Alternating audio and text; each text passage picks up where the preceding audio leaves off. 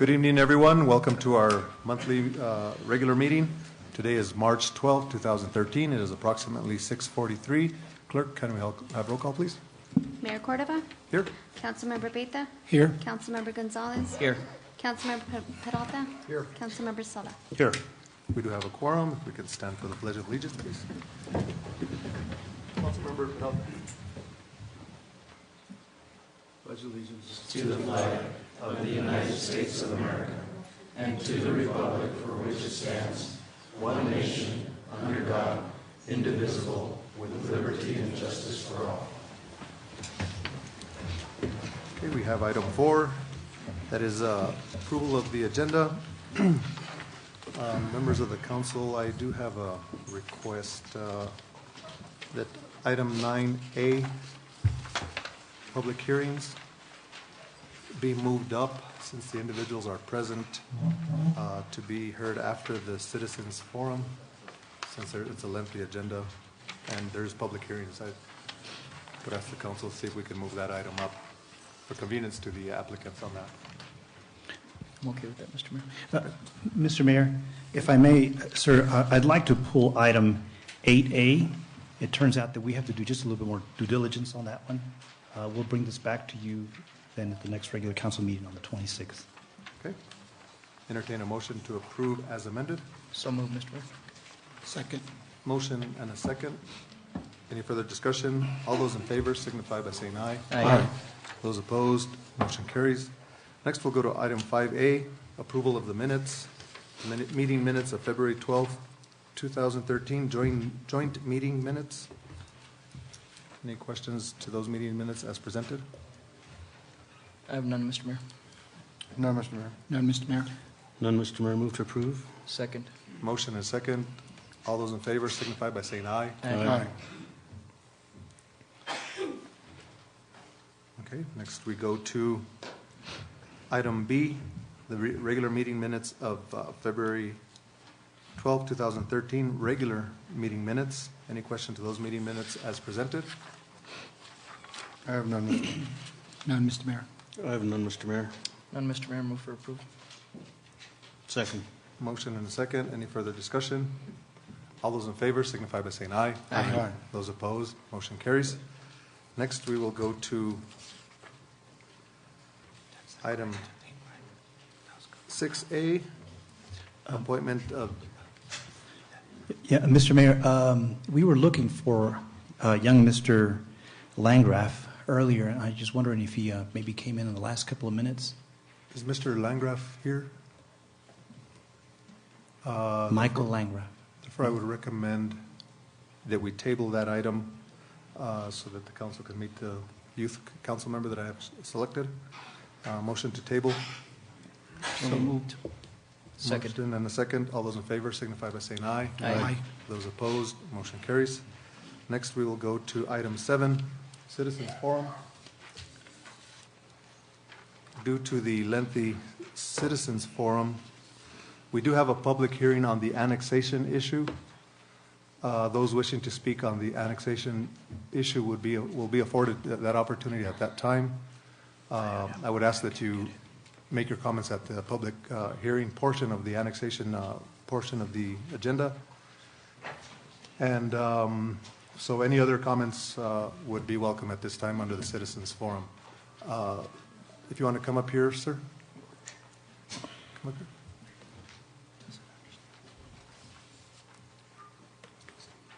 So,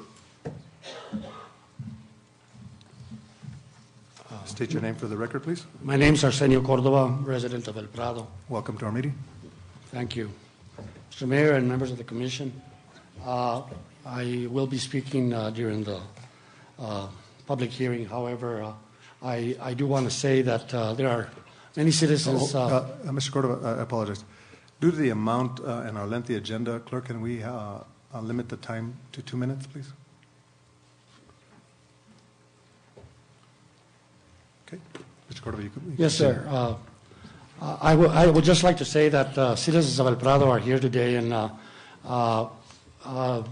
Malaquias Martinez represented us in the Constitutional Convention of 1910, right before statehood, El Prado send that representative to represent us to protect the rights of the people. I would just like to say that I'd like to have you think about something. I know there's going to be some items on the agenda this evening, and I would like to remind the council and the mayor that we are not your constituents. You know, we are members of the El Prado community, members of Taos County, and in taking into account what the various items on the agenda tonight, I would like you to think about that as we come to those agenda items, that we are not your constituents, and I believe that any discussion regarding us would be taxation without representation. Thank you. We have Mr. Brad Malone. You're under the annexation. Mr. Malone, would you like to wait till the annexation? Okay, we have Telesforo Gonzalez. Would you like to wait for the annexation, sir? Yes. Okay. I will go straight to the ones that are not annexation. Mr. Gene Sanchez. Welcome to our meeting, sir.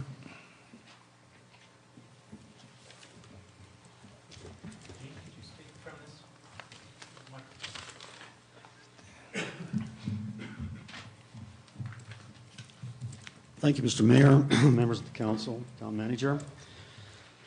Tonight, the town is going to make two very important decisions that will have grave consequence on the citizens of Taos. While I was on the council, a presentation was made to us by CEO Luis Reyes of Kit Carson Electric.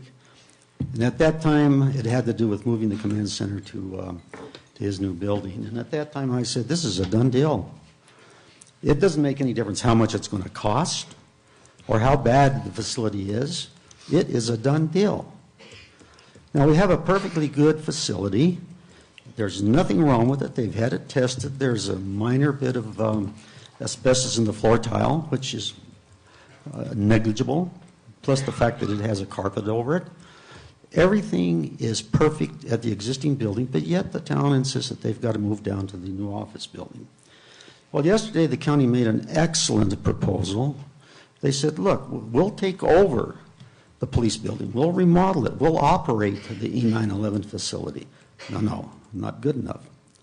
So the next thing they did is they said, well, look, we have a building, the old planning building, and it has the space that we need, and we'll remodel it, and you can bring it over here.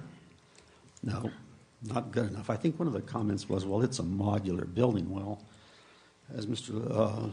Reyes once said, that you can operate an E911 out of a cardboard box. This is much better than a cardboard box. I can't imagine why the town would turn down such a good opportunity to work with the county. The county really bent over backward to try to cooperate with the town, and the town still refuses to do this. I don't know what to say, except that yesterday they also reviewed the lease purchase agreement, they being one of the attorneys for the county, and he pointed out many serious defects with this lease purchase agreement. It's open-ended, and what he said is it just benefits Kit Carson Electric and not the town.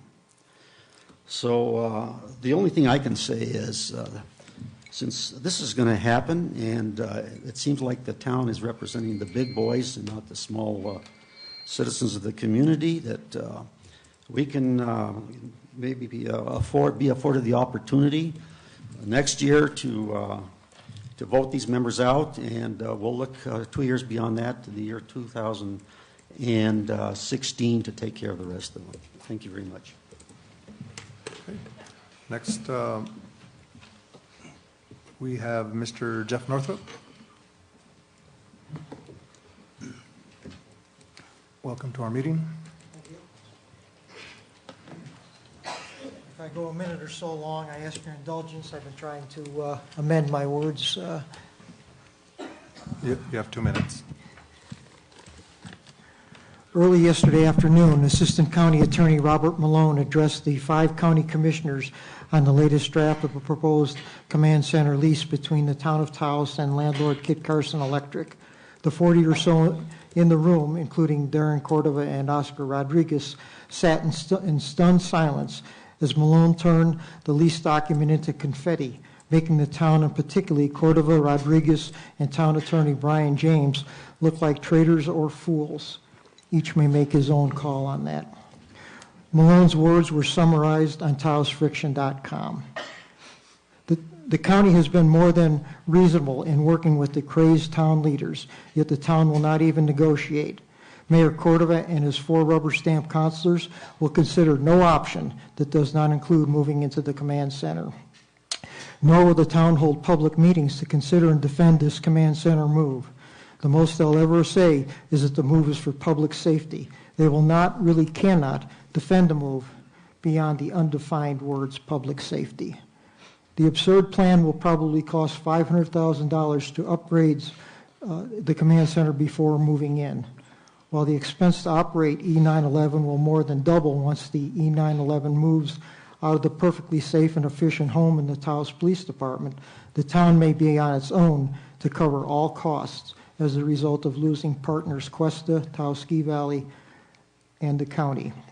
Right now, the town is on the verge of breaking state law and not maintaining proper reserves. The town has no money for this move. You intend to raise the gross receipts tax.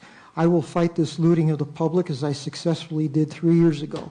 You will then threaten to close the library and youth center as you did a few years ago. You may not be on a path of self-destruction of your own, but you are on a path of destroying our town and our county. Thank you. Okay. Next, I don't have anyone else specifically signed up other than the annexation issue. Is there anyone that would like to speak?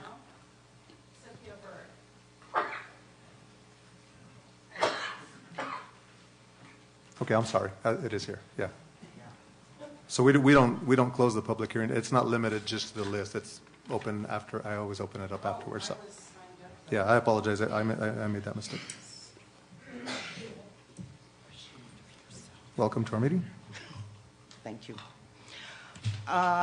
Good evening. I am speaking on behalf of the people of our town. And there's a whole lot of people who are saying, what is this command center thing? Why are they moving out of a good, secure building and the such? Well, we have roads, a lot of roads that need to be taken care of. I'm director of the skating for the youth, well, not the youth and family, the skating club of Taos. And so during the winter, I'm there all the time. Well, they're short. There were 2 employees who quit. They were not replaced. And during the winter, during the school months, you have children coming from school to the Youth and Family Center. You have all kinds of hockey, as well as other skaters there. There's a lot of people going on. It is our only place that's really open and affordable for the people of the town and area. Well, I know another employee quit not too long ago. I understand that there is a thing to rehire there. But they've been so short-staffed, and these, I call them kids because they're under 40, are really sharp. They really take care of your kids who maybe after school you're working, and so you're relying on them to take care, and they can also swim, and they can also do things. Well, I'm going to get cut off. But anyway, we have empty buildings, we have empty spaces. The command center, as far as I'm concerned, is just a big pit of monies being flushed down the drain. And it's already a burden on the members of the co-op to pay for that building. But let's not put the burden on the rest of the town and county and the such. A number of years ago, My husband was a fire chief a number of years ago. And we had a very grave problem, very grave. And all the powers that be had to come together Please wind down your in order comments, ma'am. to be able to protect the citizens of the area, the region. They did it. We had, they would meet over at the National Guard. Please We wind did down your it. comments. We don't need a space that we have to rent year-round for the occasional. Yes, be prepared. Thank you very much. Thank you. Next, is there anyone else? Janine Green? Janine Green, welcome to our meeting.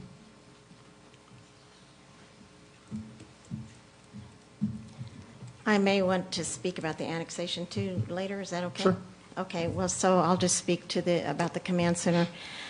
My understanding is that the dispatch, what they really needed, was another employee, and $5,000 a month rent could actually pay another employee, I think, for this command center. And you're moving into a building. I'm just saying what I know about this, which isn't all that much, but it looks to me like there are plenty of empty buildings that aren't being used very much, that the town owns, and the county offered building and for free, but yet we're going to be paying $500,000 to move or something, and $5,000 a month rent plus utilities, and the free box was closed down because we didn't have $5,000 to pay 1 month's worth of this command center rent. We didn't have enough money to put up cameras and a roof. So, I mean, I'm just wondering, where are your values? I mean, what it looks like here is development.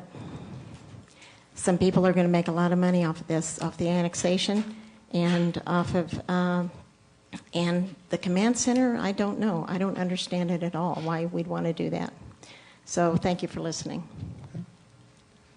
Is there anyone else that would like to speak under the Citizens Forum at this time?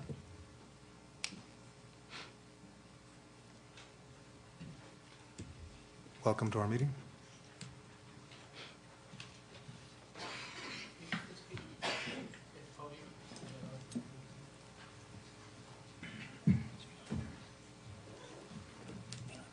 Later this evening, the council is scheduled to consider a lease agreement with Kit Carson.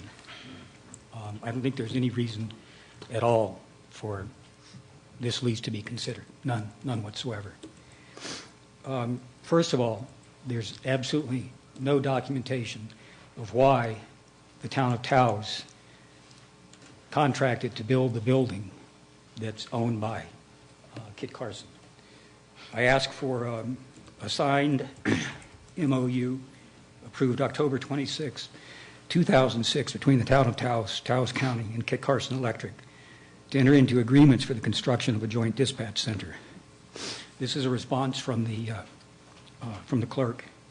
No such records were found, and to the best of the town's knowledge, no such records exist.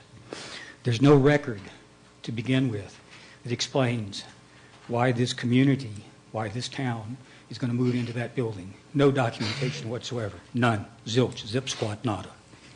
Nobody can explain why this is being done. It's become a sort of fait accompli, and it shouldn't happen. Not until this town puts its financial house in order. Not until it fixes all the roofs, has a proper inventory of all the buildings that it might move into, or takes advantage of the offer from the county, should this town even begin to think about moving its operations. Not until then. Not until this town's house, financial house, is in order. Mr. Rodriguez has been talking about the sort of minor fiscal cliff that this town faces since October. He brought it up first in October, and then at the work study later that month, he gave a long presentation, which I unfortunately missed, that this town has not operated thoughtfully for the last 6, 8, maybe 10, 12, 15 years. And I think that Mr. Rodriguez might even agree with that statement. So there's no reason whatsoever for this town at this point in time to consider that lease, much less even think about entering into it. Thank you. Okay. Anyone else wishing to speak under the citizens forum at this time? Seeing none, we will go on with the agenda. And those of you, of course, that item will be coming up to commence, and I would encourage you to meet with staff to find out the true facts. Many of you were speaking completely false statements, completely false statements. Meet with whom, Mayor? You're welcome to meet with the manager, myself, any one of us. The real facts. Next, we'll go on to item 9A, and that is the public hearings, Martyr's House Steakhouse liquor license transfer of ownership, consideration and possible approval of transfer of ownership of liquor, location of liquor license 2629 to Martyr's House Steakhouse located at 146 Paseo del Pueblo Norte. Madam Clerk? Thank you, Mayor and council members. This application was submitted to the Town of Taos. It received prior approval from the Alcohol and Gaming Division. All of publication requirements were complied with in accordance with alcohol and gaming rules. And also, the applicant met all regulations that were provided by the Planning and Zoning Department. A revised floor plan was included in your packet that was provided by the agent for the applicant.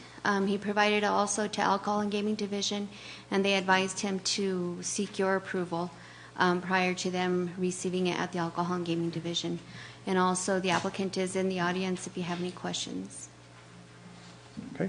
We do have Mr. Dennis Coca and Barbara Coca in the audience. I just would like to, before I open up to public hearing, I just would like to congratulate the Cocas on an excellent job they've done in restoring that historic site. I think it's great when we see a business investing in our community, and they've done an excellent job. So congratulations to Barbara and Dennis Coca. I really appreciate the work that they've done to beautify that whole corner. We'll open it up to public hearing at this time. Is there anyone that would like to speak on this liquor license transfer? Seeing none, we will close the public hearing. And questions from the council? Council members, what is the pleasure of the council?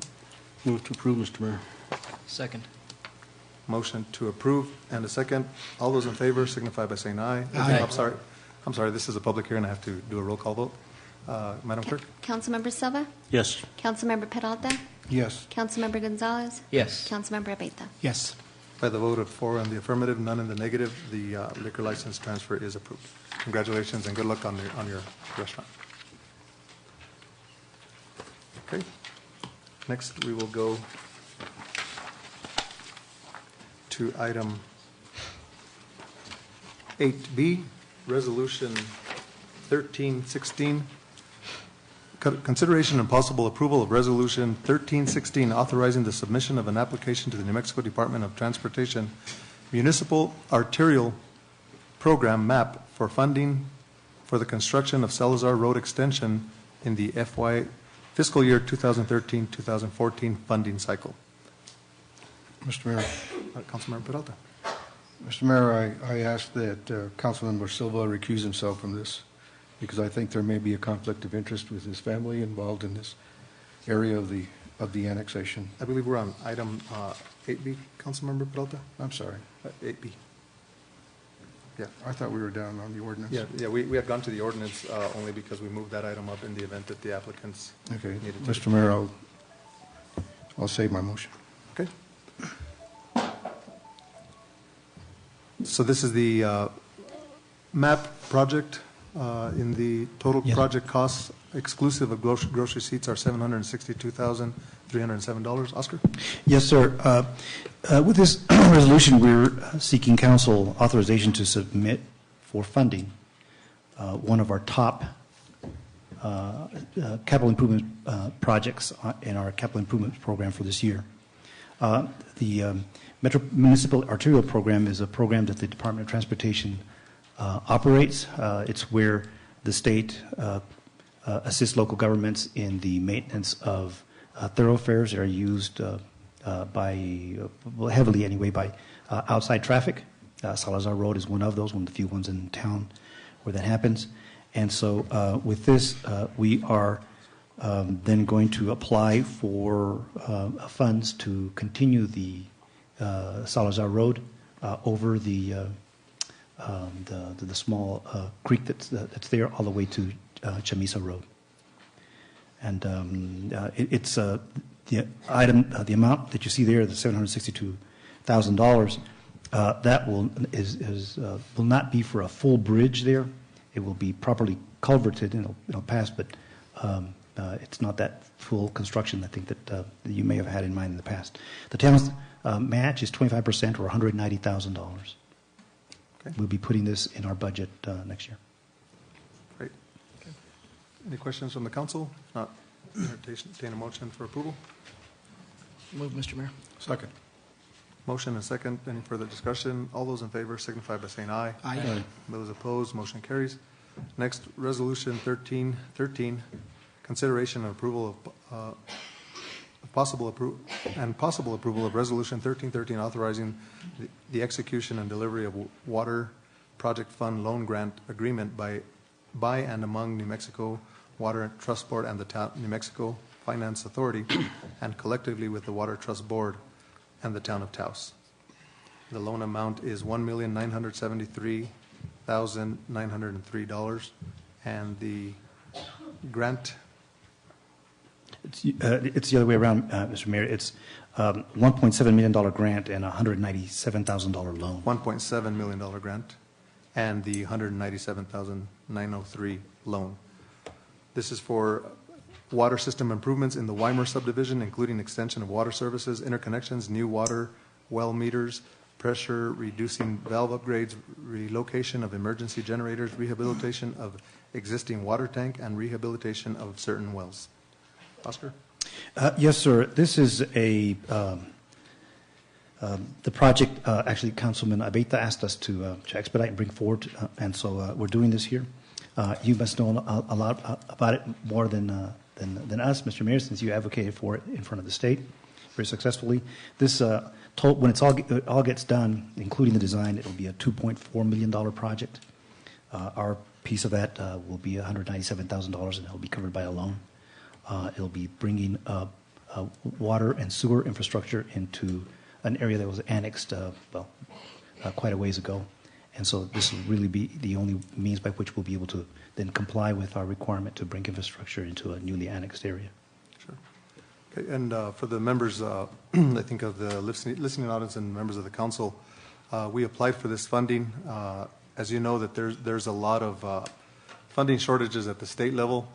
And I attribute the success of getting this $2.4 million in this economic environment, first and foremost, from a great application from staff, but also our lobbying efforts at the state level, where many municipalities and areas are facing crisis situations.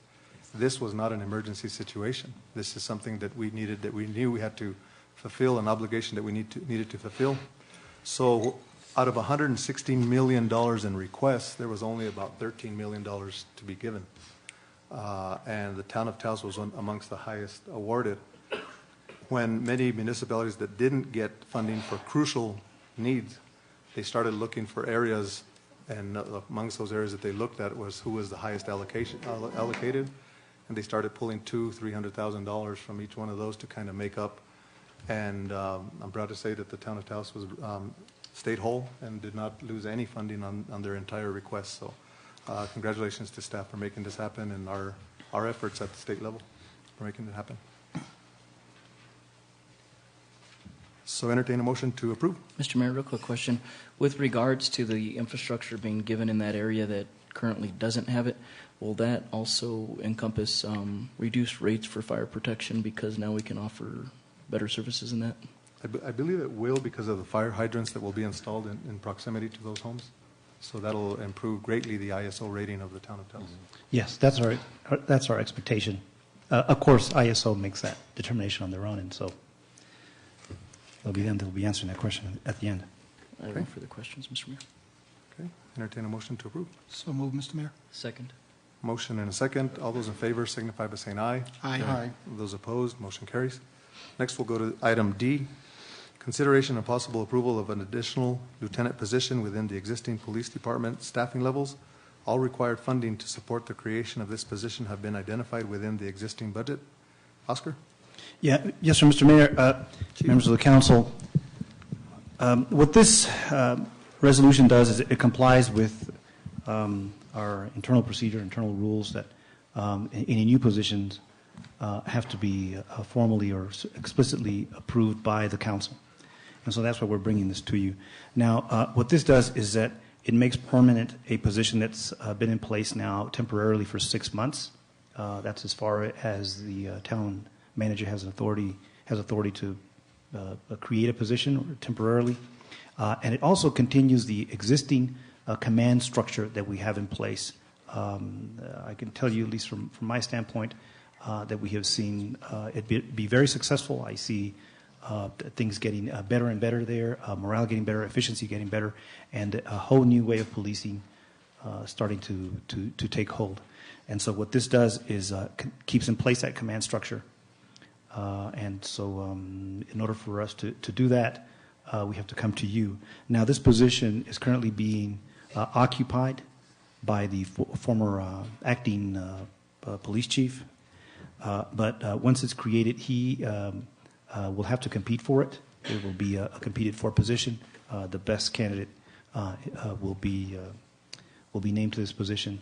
And so even though he is acting that position, he'll have to compete along with everyone else. So I recommend this action to you. We have our police chief, Mr. Koch, here, ready to give you, to answer any specific questions that you have about how it's been performing and exactly why we need that position. Chief, welcome to our meeting. Give us a little bit of an example of what it's been like during this trial period. Honorable Mayor, council members, Manager Rodriguez, Ken Koch, your police chief. As you know, when I started on October 1st, there were some changes that were needed to be implemented. And some of the things that I discussed with you in detail dealt specifically with the structure of the organization and its efficiency as it relates to supervision and as it relates to leadership and accountability. What I will tell you is that over the last 6 months, we've evaluated very carefully the 2-lieutenant structure through these interim assignments, and those interim assignments will expire at the beginning of April. So I need to make a decision here. And my recommendation to you based on that 6 months that involves not only the 2 lieutenants operating very efficiently and effectively, but actually switching those positions as well. The first 3 months, Interim Lieutenant Hogriff was supervising our criminal investigations, or what I termed our support services division, and Lieutenant Maggio was supervising our operations, our uniform patrol. In January of this year, we switched those 2 positions to ensure that those are effective regardless of the personnel who fill based on their experience, and we have not missed a beat. What I would suggest to you, or what I would offer to you, is the other alternative, of course, is to deny this request, leaving me a single lieutenant and 4 sergeants within my supervisory rank in the organization. What that would require, quite frankly, is that I would have to divert much of my attention that I've been able to give so far to the future of the organization and the view from 60,000 feet, if you will, to more of an operational focus, because it would be very difficult, if not impossible, for a single lieutenant to supervise 6 patrol squads, 4 sergeants, 2 detectives, a records division, an evidence custodian, and the rest of the support functions of the organization. Those would have to be split between myself and that singular lieutenant. This second lieutenant allows me to basically share those responsibilities, and those lieutenants will be actively involved in the management and accountability of those operations. Okay. Any questions, comments? Questions? If not, entertain a motion to approve. So move, Mr. Mayor. Second. Motion and a second. Any further discussion? All those in favor signify by saying aye. Aye. Those opposed, motion carries. Thank you, Chief. gentlemen. Thank you. Next, we will go to item E, settlement agreement, consideration approval of settlement agreement with release between Merchants Bonding Company and the town of Taos. Oscar. Yes, sir. Mr. Mayor, this hopefully will bring to a close a very complicated, if you will, project. Let me put it, be as diplomatic as I can in calling it a complicated project. As you know, this is this has to do with the Echo Park, the construction of Echo Park. We contracted with a general contractor to construct the park. At the end of the day, that contractor walked off. And so from that point on, we had to enter into some sort of a settlement with them, with their bonding company. We've been filed against the bonding company. And so it has taken really, I guess, the last 6 months working very intensely to get this thing to a close. And we think we have an agreement that we can recommend to you. Actually, we've prepared a little bit of a briefing about how we got here and what all it means to finally bring this to a settlement. In essence, what it means is that we would accept the offer they've made to us of $274,000 to $272,000, excuse me, and as a settlement, so that we can use those resources to either complete the project or reprogram those resources as the council sees fit. In the balance, though, there is still some $74,000 that we are debating with the construction company, and that is for charges that we decided in the middle of the break in activity to not pay, and so that's still something that's going through the mediation process, and we hope to bring that to a close as well in short order. So if we could then, we have the architect who helped us design and move the project forward here to give you a quick briefing on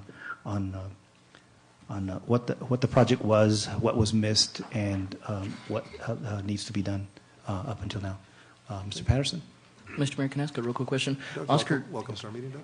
in the contents of this settlement, what does that do to the remaining warranties or imposed warranties of anything that's in here? Do they go away? No, those warranties stay in place, very much stay in place. All this is they're just saying, for all the work that did not get done, here's this money, either you do it or reprogram it or whatever, and we're thinking, we pressed as much as we could, we think, on this, and so we're recommending that we accept that settlement at this point. We started out at a much different level at the very beginning, and what you have here is an amount more than double what they originally began to offer. Okay. Doug, I know that we have been fighting this litigation, I guess, for quite some time, trying to get this matter resolved. You've been following it really close and have all your documentation in place. Are you comfortable with the settlement as it's proposed? Mayor Cordova, council members, town manager, I think this is a very fair and equitable position for the town to be in. I believe this settlement gives us all the flexibility we need to complete the original eco park to its intended design, and gives us some flexibility moving forward. Mr. James was very effective in the negotiation with the bonding company and Lone Mountain Contracting, and I think this is the best possible settlement in favor of the town. Okay. Any questions from the council? Comments? Questions? I'd just like to thank Brian James also for your work on this and bringing it to closure, amongst other issues that we've had. I know that we had issues similar to this on other projects, and it's great to see these being resolved, especially when they're favorable to the town. I agree. Okay, what is the pleasure of the council? Move for approval, Mr. Mayor. Second. Motion and a second. Any further discussion? All those in favor signify by saying aye. Aye. Those opposed, motion carries. Thank you, you, Doug. Mr. Mayor. Thank you. Next, we go to item F, consideration and possible approval of lease agreement between the Town of Taos and Kit Carson Electric for property located at 1146 Gustav Road in Taos, New Mexico, 87571. Oscar. Yes, sir. Mr. Mayor, we have distributed to you, in fact, about 2 hours ago, the last possible version of this lease agreement. We've been working on this very intensely with the lawyers from Kit Carson. Sometimes there would be several exchanges over the course of the day. Each time, I think all of us getting a better and better handle on what we were doing here. And so what I'd like to do is just quickly run over the main points in the contract, and so and then at that point, just stand for any questions you may have. I'd like to also welcome CEO Luis Reyes to our meeting. Welcome, Luis. Okay, very good. So, Mr. Mayor, what you have here is a contract that's a lease purchase contract. It gives us the town. We lease the facility, and it gives us initially 10 years to exercise our option to purchase, and then with an option of 5 more years. The lease payments are locked in at the very beginning. The lease payments are the same as if we were to exercise the option to purchase, and that would then be financed by the Kit Carson Electric in the same amount. So what we pay in lease payments would also be what we would pay in mortgage, monthly mortgage payments. And the lease payments are also then credited to what's owed for the building to reduce the principal on the building. And so we rent the space. We have 10 years to exercise the option, with an option to extend that another 5 years. And when we do exercise that option, our payments stay the same, and we would get a title to that property via a condominium concept. And if at any time between now and when we actually take possession of the property, should the town exercise that option, if for any reason the Kit Carson Electric Co-op is not able to then deliver to us for whatever reason a title, then this agreement binds them to indemnify us for any cost that we have to relocate there, should we decide to relocate because we're not able to, for whatever reason, to obtain the title from them at the time that we exercise the option, whether it's the first year or 10 years or 15 years later. And so we think that this protects us and puts us in a place that we can look forward to operating our 911 services permanently. If I may, if we could go to the slide here, so that the audience gets a picture of what you have in your backup there. I've highlighted it there, and also broken it up into different spaces. So by this lease, lease agreement, we occupy first a base, right? And that base you'll see highlighted in yellow, along with the elevator and stairwell. I'll explain to you the reason for that in just a little bit. By the way, this is the bottom floor, just to make sure. This is the bottom floor of a 2-story building on Gustorf Road, as you know. So the top floor is identical, except for the partitions that are there in place. And so the base amount that we would be leasing is the part in yellow here.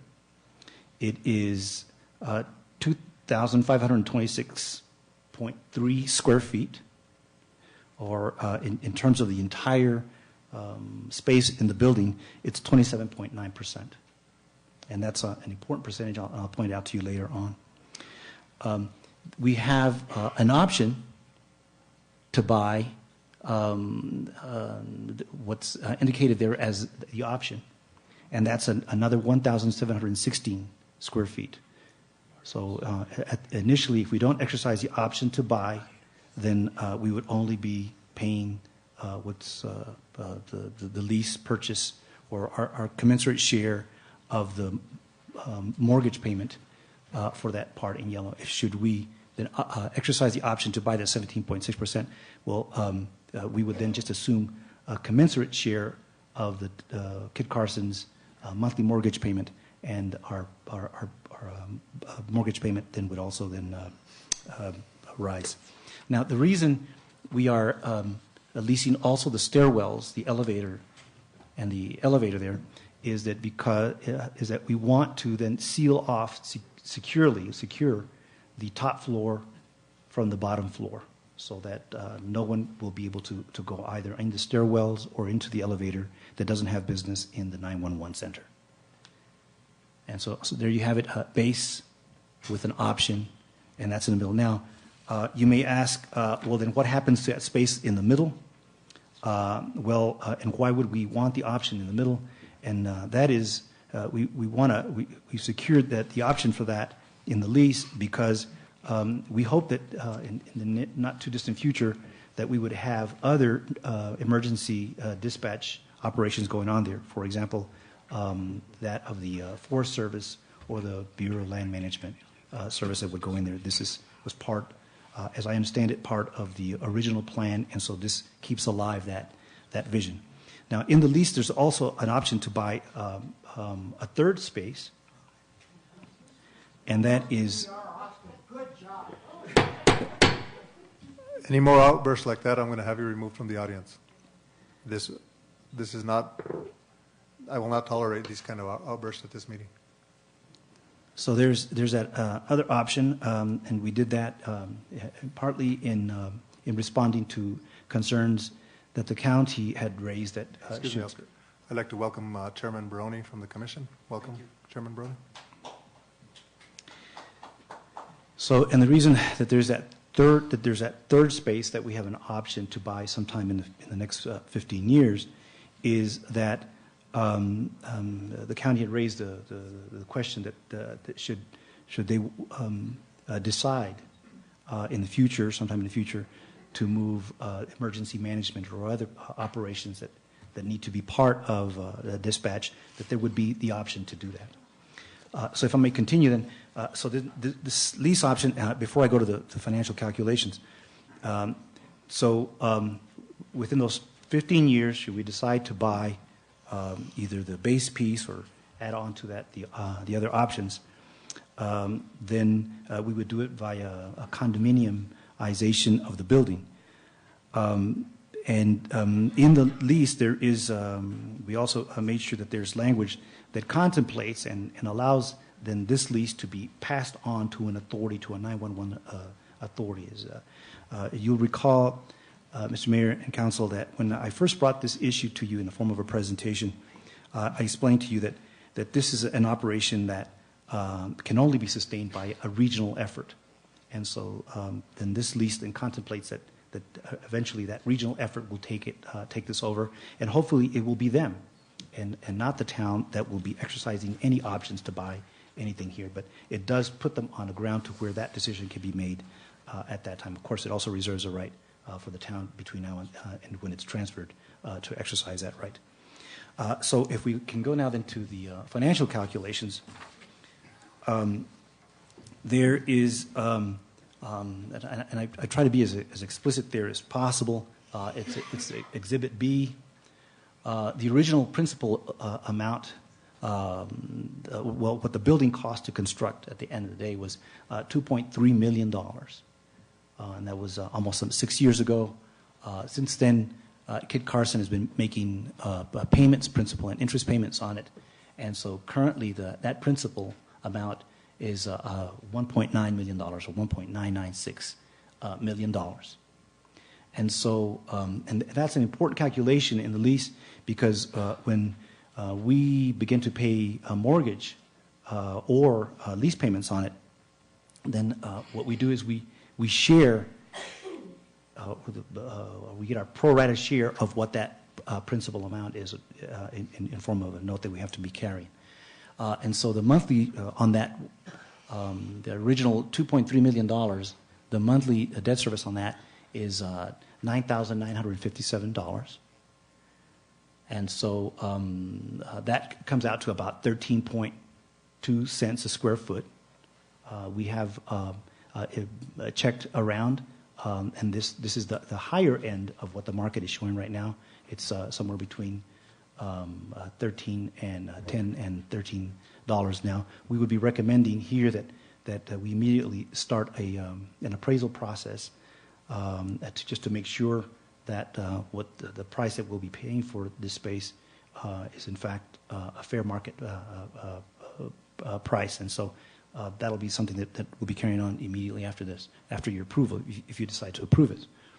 And so, if you so you can follow with me on my on the calculations, if you divide that $9,957 per month into 9,050 square feet, which is the total area in the building, you get that $13.20. Now, the base area that we'll be renting, as I mentioned to you, was $2,526, $2,526.3 square feet.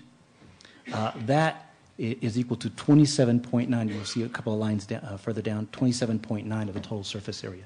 So it's that 27.9, that percent, that's our pro rata share then of what the monthly mortgage of $995 is, which is equal to $2,778.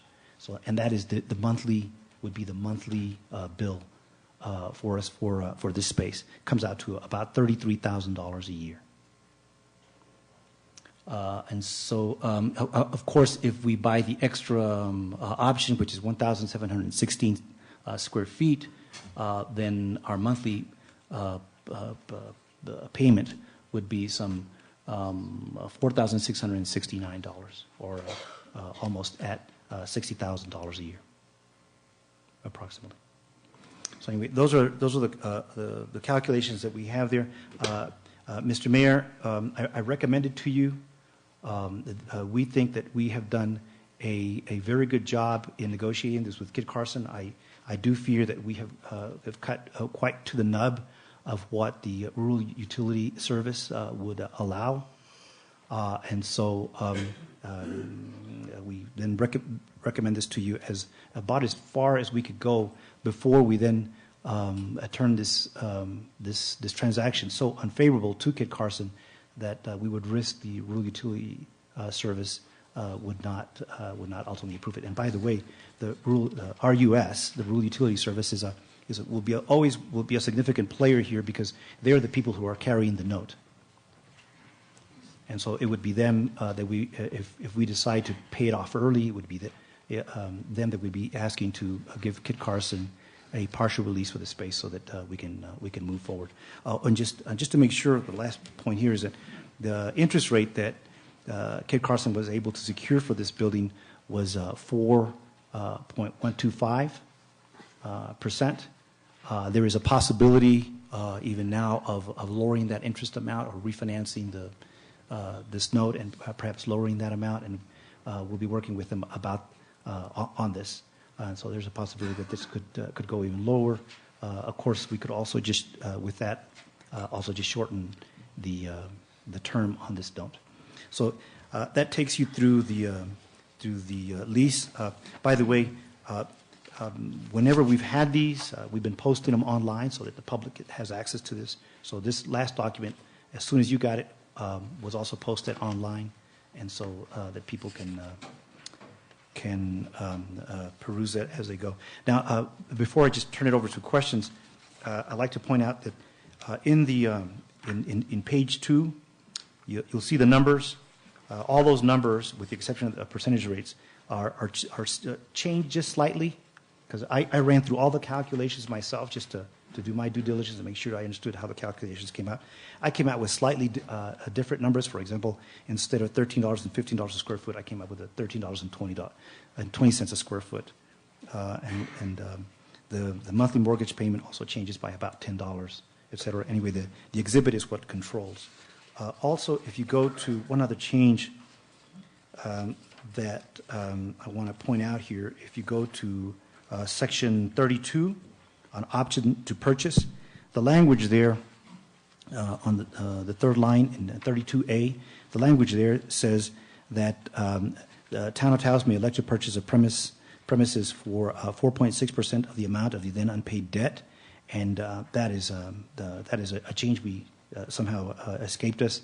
And so what I want to tell you is that instead of that 46.9%, it should say for its pro rata share. What page is that, Oscar?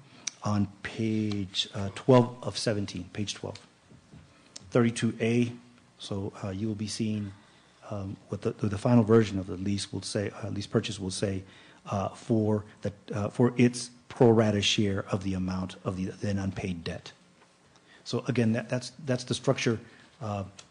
Whatever Kit Carson has to pay for the lease, they're just passing that on to us in the form of our pro rata share. Okay. Any questions from the council? Councilmember Peralta? Mr. Mayor, members of the council, also, if you look on page 4,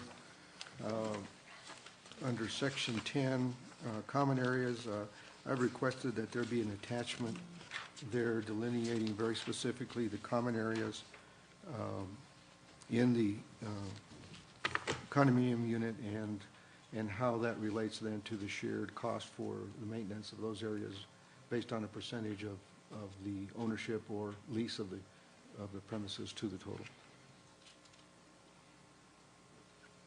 Even though it talks about what they are, we want to make sure that we've captured all of them, and we'll do that in an attachment that shows the floor plan and the property plan. An attachment such as this? Correct, and including, though, also the property, the outside area. Okay. Yes, sir. Any other comments, questions? We do have our members of the county commission and county administration here that I will allow some comment on this. I think that you, Oscar, they requested to. Yes, on this item? No, this was. Oh, okay. Okay. Sorry. Okay. Any other comments, questions from the council? We have been members of the council. Myself and Oscar have been meeting with all the stakeholders, including the county, and working in hopes that this thing is going to pull everything together. I believe that that's in the best interest of the whole community. We did meet with Cuesta, and we have met with Red River. We've had talks with Ski Valley, and distributing this document to them as well. I do have a meeting with the mayors of the Enchanted Circle to identify exactly what their role in this will be, and I assume that positive talks are going to come out of that. So, any other questions, comments? Not, what is the pleasure of the council? Mr. Mayor. Councilmember Peralta.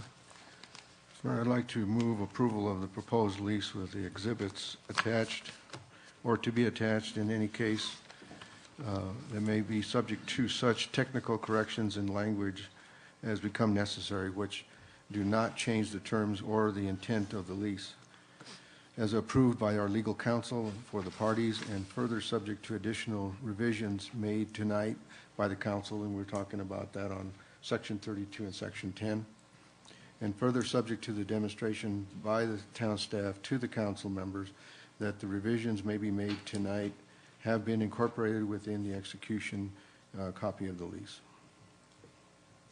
That is the motion. Is there a second? Second, Mr. Mayor. Motion and a second. Any further discussion? Mr. Mayor, Councilmember Silva. I'd like to at this time announce that I'll be recusing or abstaining from the vote on this because I'd like to eliminate any appearance of conflict of interest because I have a contract with a contractor, general contractor, who has a contract with Kit Carson. Okay. Since we do have an abstention for the record, I'd like to do a roll call vote. Madam Clerk. Councilmember Silva. Abstain. Councilmember Peralta. Yes. Councilmember Gonzalez. Yes. Councilmember Beta. Yes. By the vote of 3 in the affirmative, 1 abstention, the lease is passed. Okay, thank you. Next, we will go to, as passed with the conditions set forth for the record. Let the record reflect that. Okay, next we will go to item G, Library Department Review. Library Department Review, a PowerPoint presentation on the department duties and responsibilities, at the resources it manages to accomplish them, the service levels achieved, and the related issues. Abigail George, welcome to our meeting. Thank you. Thank you, Mr. Mayor. Council members, tonight we'll be hearing a presentation by George Jaramillo, Library Director. this presentation goes in line with what we've been doing at every council meeting, which is bringing a departmental presentation from the town of Taos. The main focus in the library's presentation is that there is a need to increase revenues, and so we'll be seeing a plan from George during the budget hearings that will be presented before council, and also their mission to increase their literacy skills. We did go back and do a little bit of research, and it appears that the literacy rate in Taos County is, or illiteracy rate is 18%. 18%, sorry. So with that, I'll go ahead and turn that over to George. Mr. Mayor, Town Council, Town Manager, in front of you, you will see a plaque that is in front of the library, and you probably recognize some of those names there. The library began in 1994, but was never completed until 1996. That was due to some contract issues at that time. We did complete just the recarpeting just 2 weeks ago, so the carpet in the library was 17 years old. As the duties and responsibilities, one of the main responsibilities that we have, obviously, is the acquisitions. This is the actual purchase of materials, DVDs, books, and so forth that we do each year. Last year, we purchased about 4,000 items. When we purchase new items, that means we also have to remove items because there's no space within the library. So we purchased 4,000, we have to remove 4,000. Circulation is another major responsibility. Last year, we checked out 151,000 items. On interlibrary loans, this is where we borrow books from other libraries throughout the nation and sometimes beyond the U.S.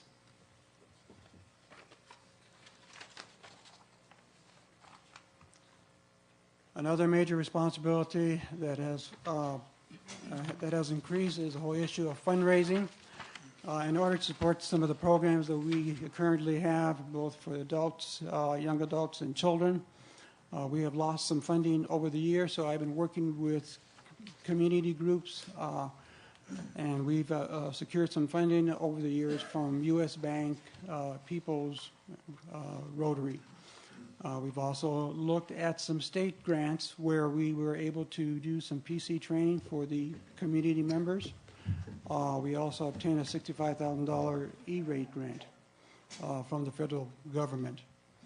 I work closely with the Friends of Taos Public Library, and their main function is to raise funds. So they sell a lot of the used books, the gift books that we receive during the farmers market.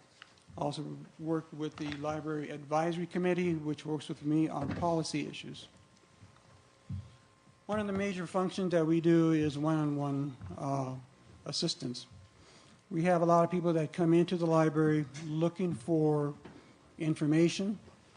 They've just come back from the doctor. They're doing some medical research. They need to develop a resume. They're looking for an uncle that was here back in 1954. And so to that end, we usually cover about 200 people in a week. Another responsibility is the processing. A lot of people don't see this processing. This is a major part of what we do. Those 4,000 items that we purchase, they have to be cataloged and they have to follow national standards, and then have it input into the database. We repair a lot of damaged items. A lot of items come back, the DVDs come back cracked. Sometimes the items are wet. They have wine stains and so forth and so on. And so we do a lot of repairs of materials. If we can't repair them, then we either have to replace it, and usually the individual gets charged. We process gift books and media. We receive approximately 25,000 gift books a year. and we have to go through each one of those books to determine if we want to add those books to the collection. Normally, because of space issues, we can only add a very small percentage, approximately 5%. Last year, out of 25,000 items, we added about 1,200 items. But there's a lot of labor involved with that. The cost factor, if you look at the fact that average cost of book is $22, that's $22,000 in 1 year that we've been able to add. Foil paperbacks for protection. We have a lot of paperbacks that don't come in hardback. We always try and purchase hardback, but putting a foil on them it extends the life. More and more staff are really working on educating the public in technology. We have a lot of people that come in that never have used a computer. Many of our community members are applying for jobs at Walmart and Taos Ski Valley and other areas, and they only accept an online application. So, and oftentimes they have never done an online application. So a lot of people don't. We have a lot of seniors that come in that want to communicate with their grandchildren, but they've never heard of Facebook. They don't have an email account. So we spend a tremendous amount of our time educating people with the technology. Because we have so much technology, the staff does a lot of troubleshooting. When the system goes down, or we have upgrades, or a cord becomes loose, we have to figure out exactly what the issue is. Programming is a big issue for us. As Abigail said, literacy is a main component of what we that we do. To that end, we provide programs for children, young adults, and adults. Main focus really is the young adults and children. Let's go to the next one. The resources, we have 11.85 FTE. Our administrative assistant doubles as our youth librarian, and our adult services librarian doubles as the volunteer manager. I should mention that we do have volunteers. We have varies during the year, but we have about 10 to 15 volunteers. Excuse me, George. I apologize to Commissioner Blankenhorn. I just noticed you here. Welcome to our meeting, Commissioner Blankenhorn. Thank you. I apologize for that. I apologize for that. And also the staff of the county as well. Manager Archuleta, Malone, Mr. Malone, and Rick Bellis as well. Welcome to our meeting. Okay. Great. Please proceed. Our budget is $577,000. As most departments, the majority of our budget goes to the wages and benefits. We are a value-added service. We don't bring in a lot of revenue. Last year, we bought in $30,000 in fines, lost books, and copying. We also have bring in some state aid grants. Last year, we bought in $6,000, and the general obligation bond, which brings in $32,000, which the people vote on it every 2 years.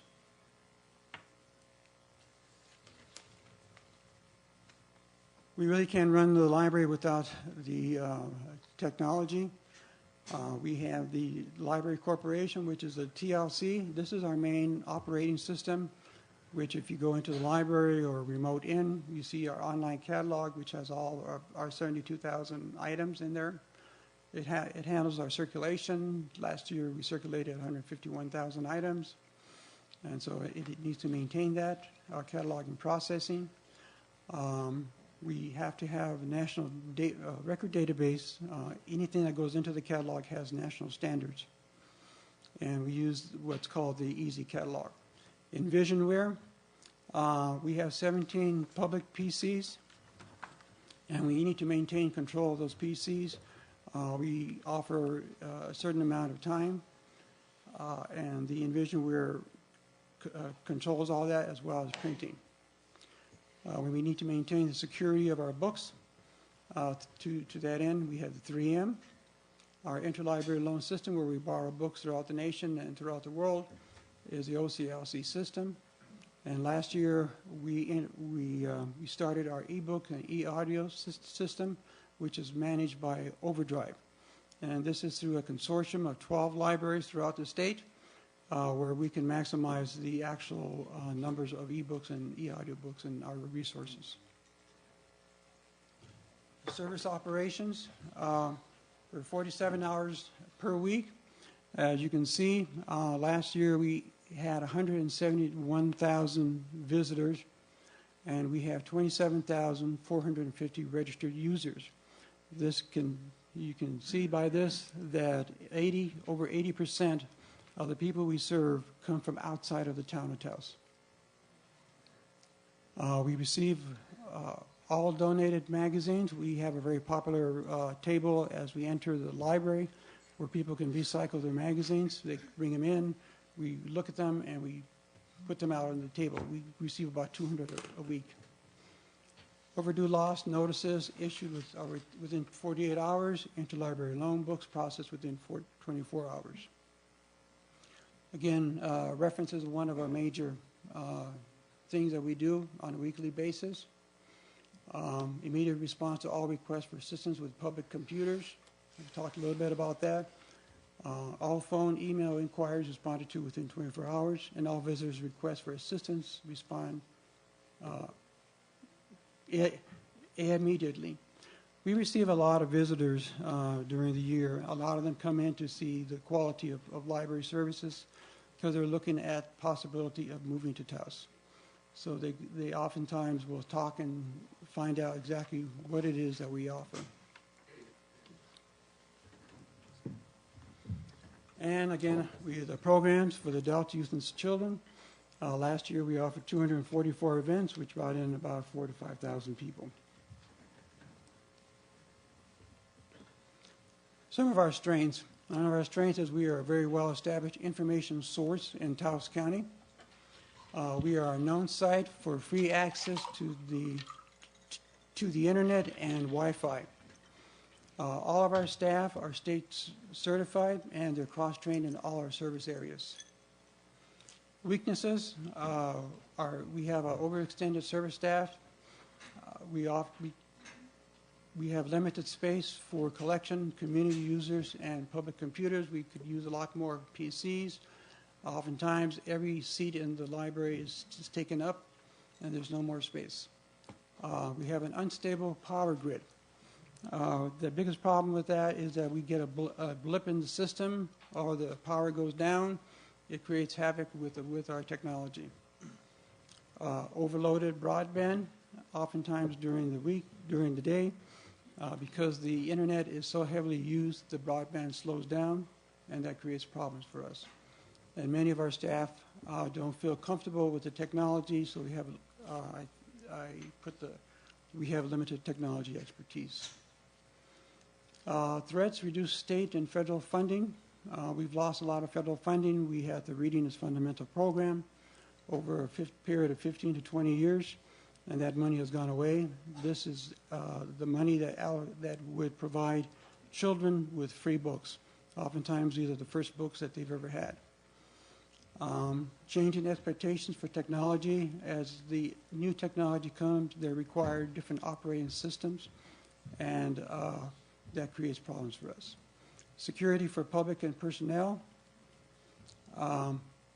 We have a lot of individuals that come in, and we've had some issues in the past that have created some security issues for both the public and the staff. Now, if I may, Mr. Mayor, I do want to highlight this part. That includes people walking in with long knives and guns sometimes into the library. It's a concern at this point. There's no policy that restricts that, and I was just wondering if there was any concern from you that we would bring a policy that would be addressing that sometime in the future. Okay.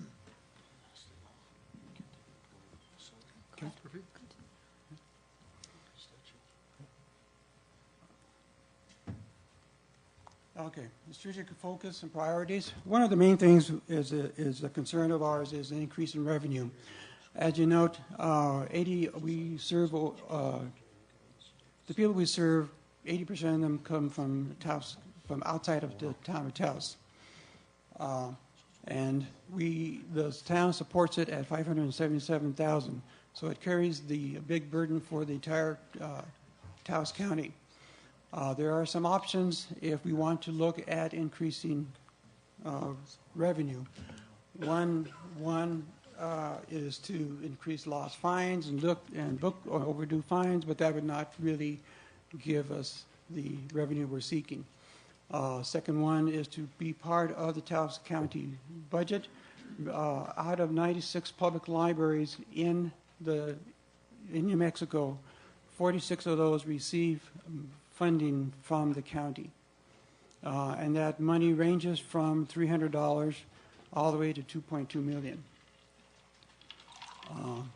Another option is to then look at the possibility of charging residents outside of the town of Taos an annual fee. That has occurred in some cases, but we would be the only ones in New Mexico if we were to move to that method. The other focus, again, is our literacy skills in both our children and our young adults. List of projects that we like to hopefully move forward with, develop a youth needs assessment. We never have really done that. We'd like to really find out what our young adults would like to really see out of the library. Assess the community library service needs. We did that approximately 5 years ago, and it proved very effective, and so we need to update that. Provide staff development in the area of technology. Restructure our job responsibility to reflect new technology changes. As new technology has come in, we have changed a lot of the job responsibilities because we no longer have to do it manually. Provide staff training to handle security. Implement high-speed internet with consistent broadband access. I want to recognize that we are in a phase with Kit Carson at this time. Kit Carson has offered us high-speed internet access as a test phase up until the end of this year. Free of charge. Update existing policies and procedures. And this is a drawing that Amy Cordova did for the library, the outside of the library. And I stand for any questions. Any questions, comments? George, I just want to commend you for an outstanding job you've done during your tenure in the library. It's one of the departments that we as council members, policymakers, don't see that often, just simply because of the nature, not because of its importance, but it's such an important endeavor that the town of Taos does. And as the budget shows, you have a $577,000 budget, operating budget, and only $30,000 revenue. Right. But we realize this council and previous council, of course, Mayor Peralta was the mayor when the library was built. It's clearly something that adds to the quality of life and very important. We need to continue funding it. And you look at who uses the library, and I'm glad our county officials are here because when you look at the registered users, it's 27,000 registered users, and that clearly shows that it supports the whole community. And this isn't a basic requirement that we're supposed to fund. I mean, this is something that we do outside of our fiduciary responsibility, but we realize the importance of it because it's such an important component to the education here in our community. So kudos to you and for an excellent job that you've continued to do here. Thank you. Councilmember Gonzalez. George, I just want to say thank you. Also extend my gratitude for the job that you've done with our public library. I know you've taken the literacy program as far as you can take it with the limited resources and funding that you have. My son would go during the summers, and he always liked it because of the fact that there was such an array, and for an 8-year-old to be able to access the catalog also means a lot and says a lot of what you do and the steps you implement there. So I want to thank you. I'm going to hate to see you go. You've been a good friend along the way, and also a friend to the library, and I'm sure a lot of folks are going to be long missing you. But I wish you well in your future endeavors also.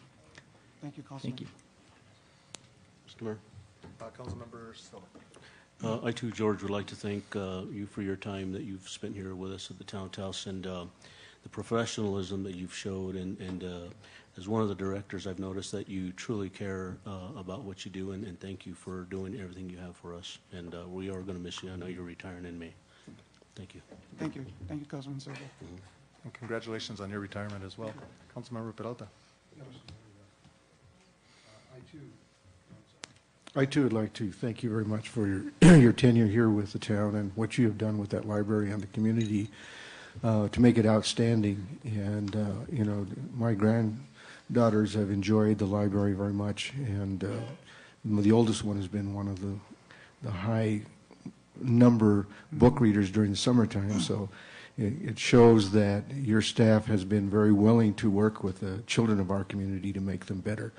And, you know, that goes a long way. It's not just a literacy program, but the other things that we do with the library that makes people educated and be able to function in the future of this community. So we appreciate that, and I wish you well in your retirement. I hope your fishing rod is out and you've got the hook next to the door to hang your tennis shoes. Thank you, Councilman. And George, you know, I know that you worked really hard, and I know you wanted to see this come to fruition. That was the library expansion. That was about $450,000 capital outlay that we just couldn't find the monies to do that. I understand. Given the urgent priorities that we had on other infrastructure needs, and you know, just to give you an example, you know, our street department, it's about a $300,000 budget, yet our youth and family budget is $1.1 million. You know, so we're having to look at what our true responsibilities are, but realizing that the library, the youth and family really add the quality of life component to our citizens. So thank you, and congratulations on your retirement again. Thank you, Mayor. Thank you, Mayor. Councilmember Abeyta. Thank you, Mayor Cordova. George, it was a quick 5 years. You retired from Colorado. You moved to Taos, and then we rehired you. Hopefully you're going to stay in the community. You've done an excellent job. And as the briefing pointed out for the listening audience, every month we have one of 16 departments come in front of council and brief. So for our county officials, it was not a coincidence that this briefing was here. We weren't targeting you for money.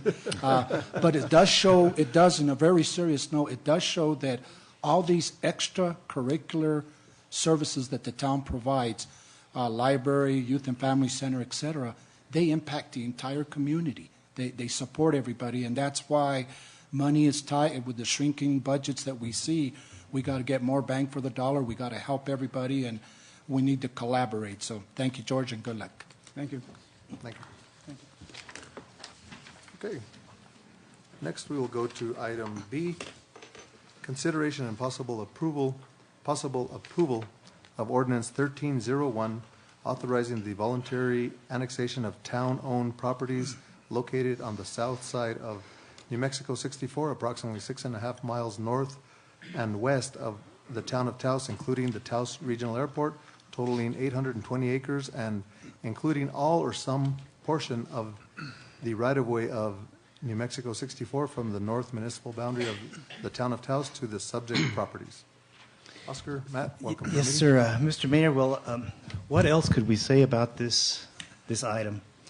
What I've asked is our acting planning director, Matt Foster, to make a presentation just to bring us through how we got here, why we're here, and what all it is that we're contemplating annexing. And then after that, the next steps to this.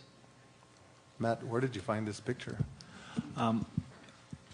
It was an email to me from the airport manager.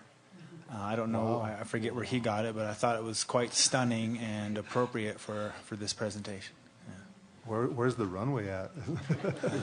I think you're looking at it. That is the runway. That's great. Great research there. I think it's a good backdrop. And speaking of backdrop, thank you, Mayor and council members. I do have a very brief presentation, I promise. I know I say that a lot, but this will be quite brief. Just a little bit of background. As Mr. Rodriguez said, where have we come from as a community? And I don't know the full history of it, but I know the town has expressed a strong interest in expanding the airport for the crosswind runway, and part of that effort, is to improve public safety for pilots who are facing dangerous situations, giving prevailing winds in the area.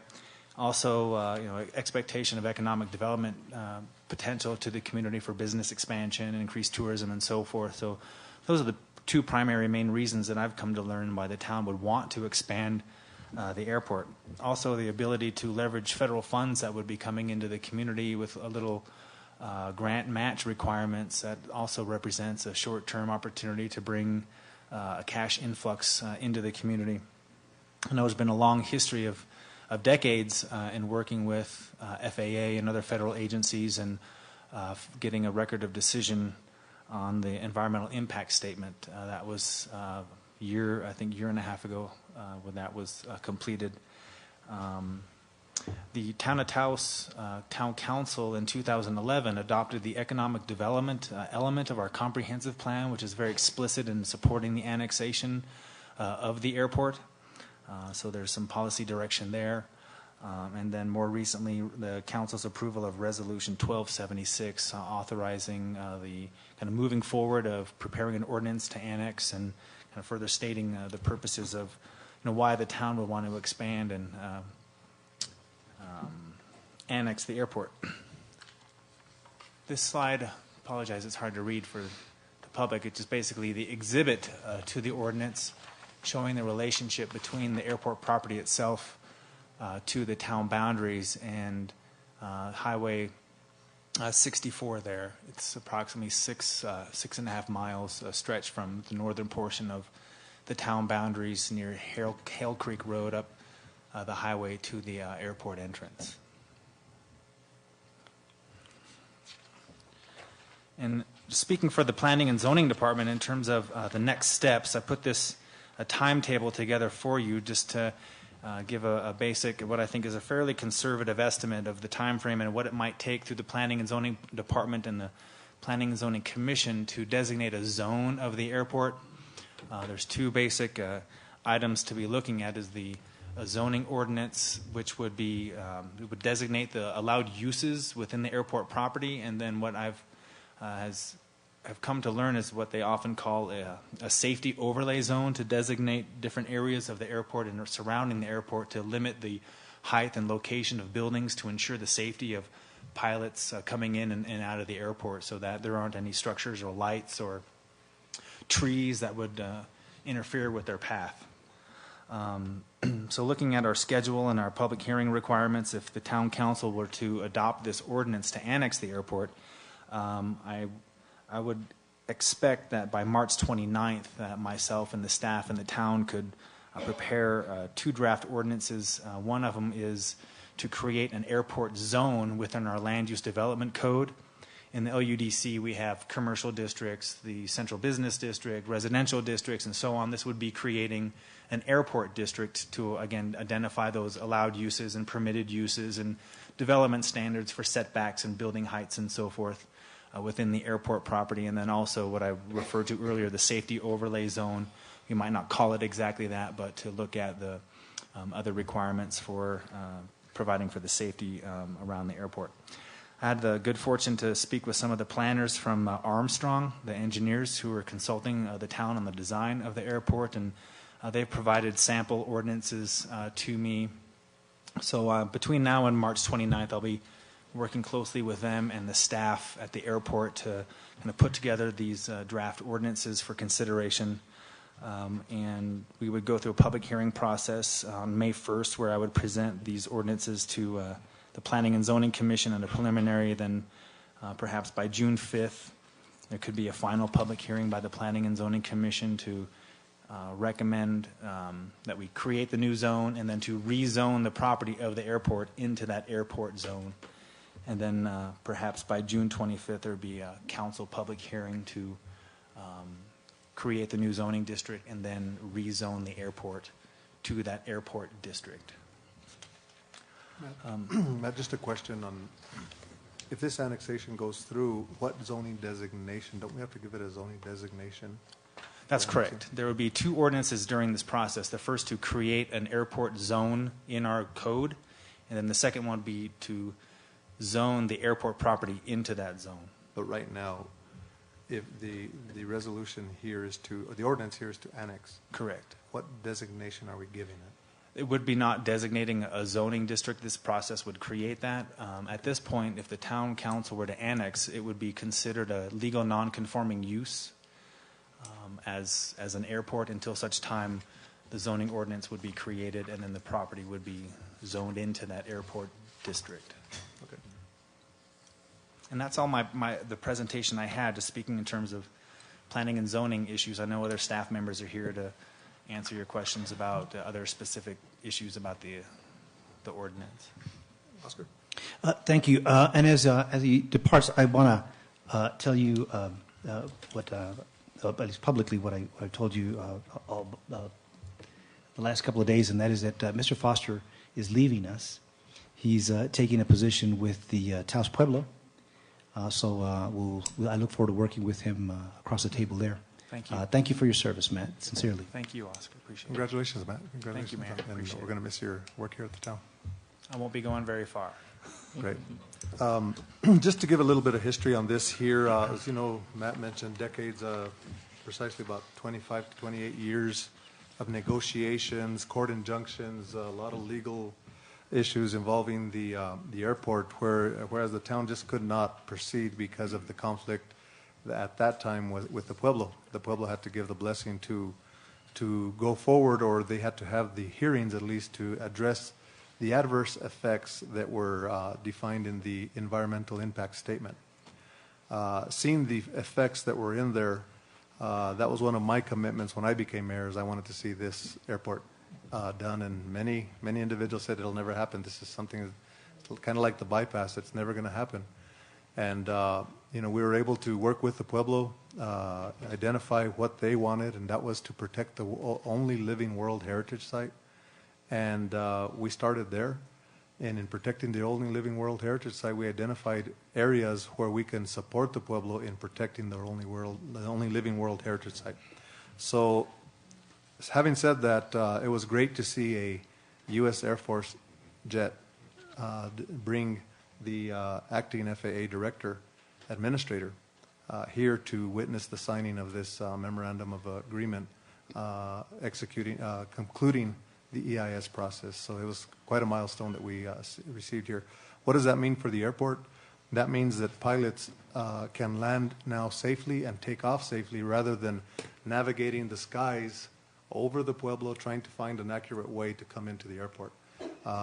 They will have a crosswind runway where they can have that option, and it'll be defined. What does that mean for tourism and development of the area? We believe that the economic impacts can be great because of the, we hear so many times people coming to ski in Taos, but landing in Santa Fe because of the safe nature there, making their destination in Santa Fe and coming for the day trip in Taos. Therefore, us losing those GRTs there at the, as a whole county. So I think it's a great step forward in addressing commuter service here to our community.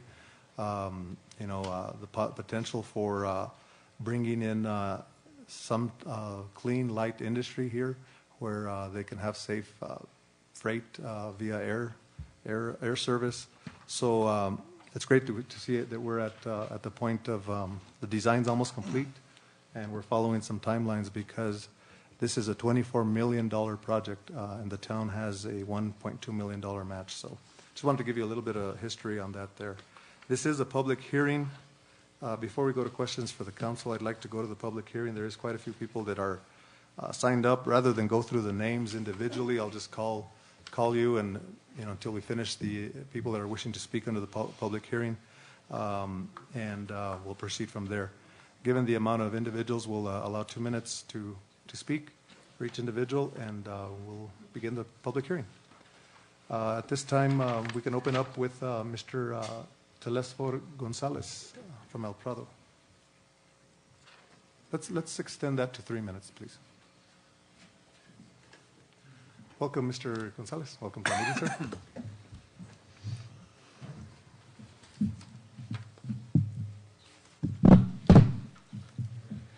Thank you, Mayor Cordova, Councilman Peralta, Councilman Gonzalez, Abeda, and Mike Silva, Attorney Oscar, and James, the attorney. I come before you to ask that annexation is not the answer to the problem that you have at the airport. The $1.2 million that you're going to be spending could easily be used for other things, because from what I hear, the town of Taos is in dire needs of using those particular monies for something else. Annexation jeopardizes the existence of the rural, the characteristic that El Prado, Colonias, and the rest of the county has. It jeopardizes the ability for the county on their tax basis. It jeopardizes El Prado water and sanitation, and it'll eventually jeopardize every other community within the boundaries of the town of Taos. Where does it stop? If annexation is allowed, string annexation, as you saw it on the map, it is a string annexation. If it is allowed, Cañón, Ranchos, Ranchitos, La Arroyo Arroyo Seco, and where does it stop?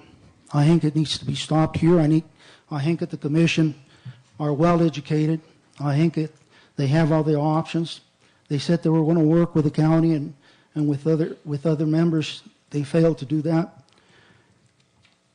At this point, I'm offering a petition against annexation in ordinance number 10-3. Acequia Madre del Prado del Río Lucero. Come now. Acequia Madre del Prado del Río Lucero, consisting of 91 acres, 117 members, owning land partially within the boundaries and areas proposed to be annexed. Exhibit A will show that through its undersigned duly authorized representatives, and state therefore opposition to annexation for the following reasons.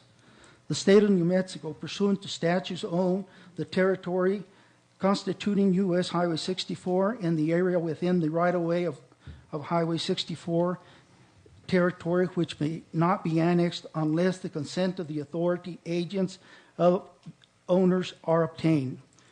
Portions of Highway 64 in which lies the water and wastewater facilities, Eastman, owned by the El Prado Water and Sanitation, are Indian County, sovereign territory owned by the Taos Pueblo, and evidenced by resolution Taos Pueblo Council dated November 29, 1988, attached as Exhibit B.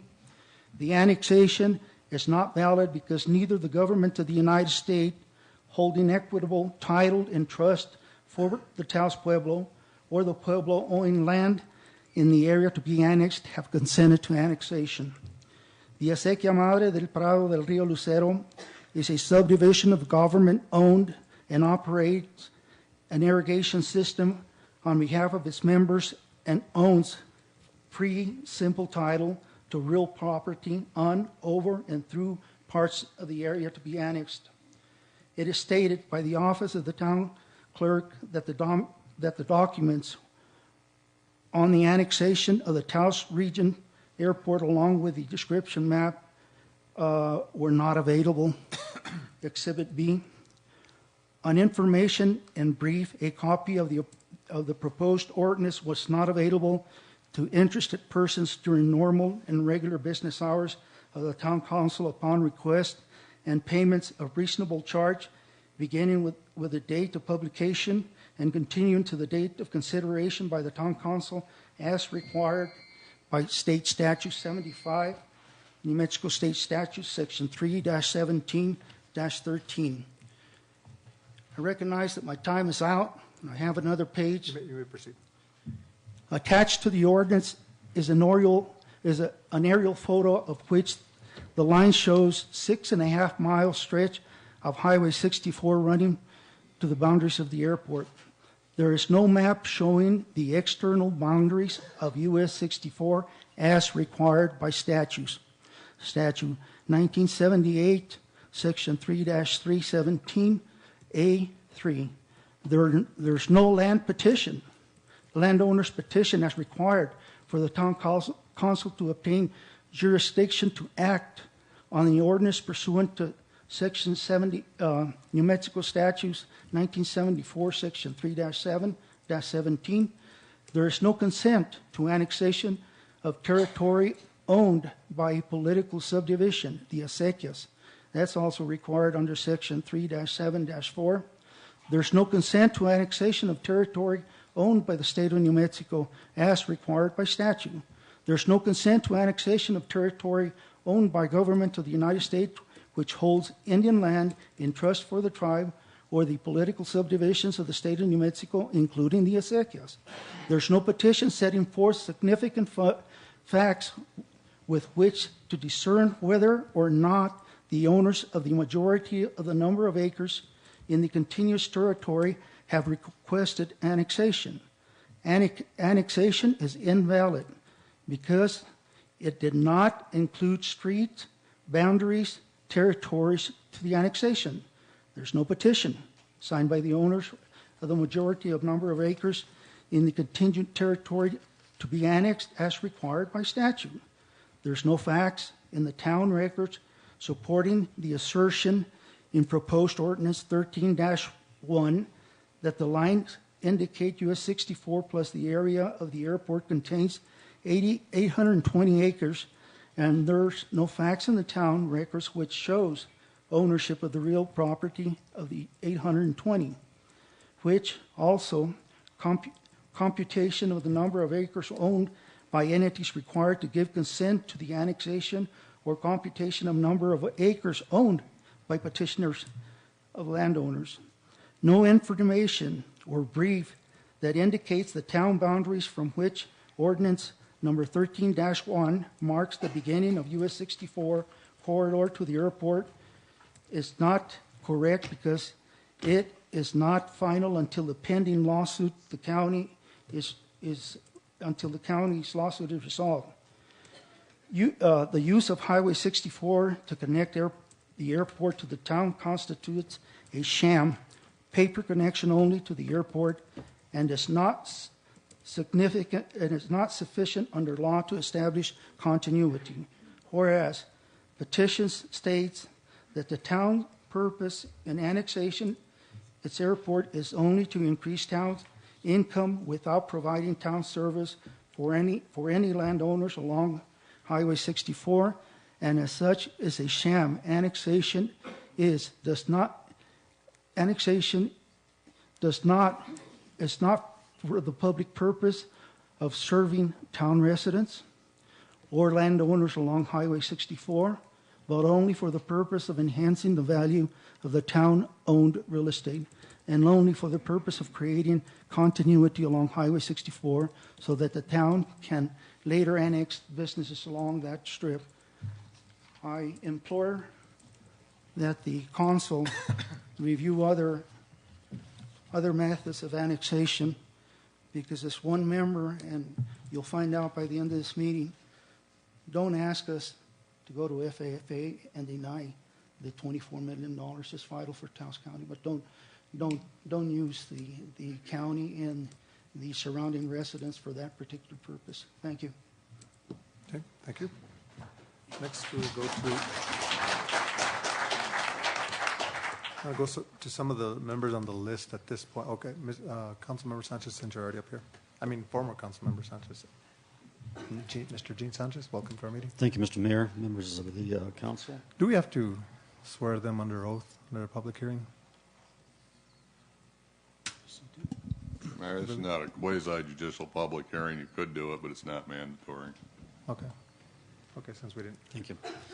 Yesterday, I attended the county meeting, and essentially what the county was saying, town, you don't need to annex this property.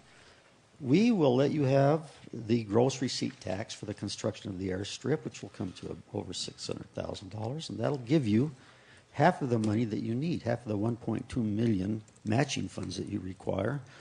And we will go in concert and put in an application to this legislature to try to get some grants to take care of the balance of it. And not only that, we will participate by joining forces and pay 50% of all the operating costs at the airport. Let's form a regional airport and get many people involved, like the Ski Valley, Angel Fire, and have a regional authority, and we'll all work together to promote this airport. But the answer was no. Ladies and gentlemen, I never thought I'd live to see the moral fiber of our government melt. And that's what we're seeing now. First, with the approval of the lease purchase for the office building known as the command center. And tonight, you're going to see the same thing happen with the annexation. All good sense has gone down the tubes from this council and mayor. And therefore, I would like to say, Mayor and council, you win the Black Tuesday Award. This will come back to bite you, I guarantee you. Thank you very much. Okay, next. Call up, sir, come up and state your name for the record, please. Welcome to our meeting. My name is Lee Gonzalez. I am a commissioner for the Acequia del Medio del Prado. The Acequia del Medio del Prado runs to the heart of El Prado. The heart of El Prado I consider to be from the old elementary school all the way to past the Pueblito Methodist Church. And our Acequia runs through it. As members of the Acequia that runs right through the heart of El Prado, we oppose this annexation by the town. I'm not going to read all our reasons why. I just want to submit it in the records to show that our Acequia does oppose annexation of Highway 64. Sir, and you do actually have more time. I think the machine. Okay. Okay. Thank you for your comments. Thank you. Do we have anyone next? Mr. Cordova? Welcome to our meeting.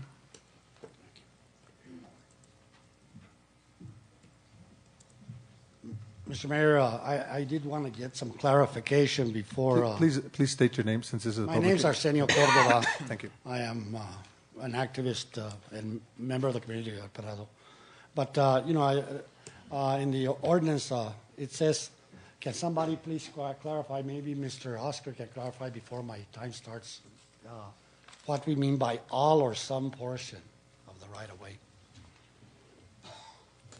I want to make sure that, Oscar, we can address that question after the public hearing. Well, only because I don't want to get it to the point where we'll stay here all night. My comments would be. Okay, so let's go to, we'll allow that answer because I think it's a very brief answer. Sure. To that. That is in the case that the council wants to take a smaller piece of that right of way, for example, as we discussed with at one time with a product that we would annex only say 10 feet along the highway or something like that. So it gives them the complete option. homework isn't done yet. No, let me. There was a meeting by Councilmember Silva and El Prado, and the idea was suggested to leave a buffer zone so that property boundaries were not contiguous to address that issue. That's where that idea came from, and of course that's up to the council. Okay, I guess my time starts. Okay. I would like to, Mr. Silva, descendant of El Prado, Tito Silva's market. Mr. Gonzalez, descendant of El Prado from Isaac Gonzalez, agricultural people there. Rudy Apeta, I think your parents lived in that area at one time when they came from Costilla and at one time lived there. And Mr. Cordova, no relation to me as a Cordova, but San Cristobal, we might decide to have a regional airport in San Cristobal one of these days. I would like to stand here. I am a descendant of El Prado. My grandfather Francisco Martinez y Martinez was the county superintendent before statehood. My mother was born before statehood, and she was the principal of the El Prado School, and one of the most respected individuals in that community. I feel that it's my obligation to defend their rights. I mentioned earlier that Malaquias Martinez was a member, one of our neighbors, one of the founders of El Prado, was a member of the Constitutional Convention of 1910 that brought the Constitution, that settled the Constitution for statehood in the state of New Mexico. He represented El Prado and assured all of El Prado that that we would be able to keep our identity, our language, and our rights, both acequia and water rights and things like that. As I mentioned earlier, I think that we are not your constituents in the sense of being county residents. Our leaders are seated right here. We are their constituency. And I feel very strongly that I attended the meeting yesterday, that the county came up with a proposal that would have benefited all of us, when they presented their thing. One of the things that has been come up is police protection. If somebody has an accident in front of my store building there in El Prado, I guess, which has happened many times, they've gone into my building. Once they get off that highway, they're no longer in Taos, so your police will not be able to investigate the damage to my property when they do come in. The taxes for the town of Taos people will go up. We've been listening to gloom and doom about we don't have the money, it's going to be horrible, and we need more library money. We heard some presentations this evening where they said we don't have the money. The taxes are going to go up, but it affects all of us in the county because a lot of us do the shopping over here. Mr. Silva gave us a dollar store in El Prado now, so maybe that'll be the next tax that'll go up if we annex. I look at this as a declaration of war against the people of El Prado. And I think that without contacting the stakeholders, you guys passed a resolution in December saying that you wanted to annex El Prado without any regard to our legal entity, the El Prado Water and Sanitation District.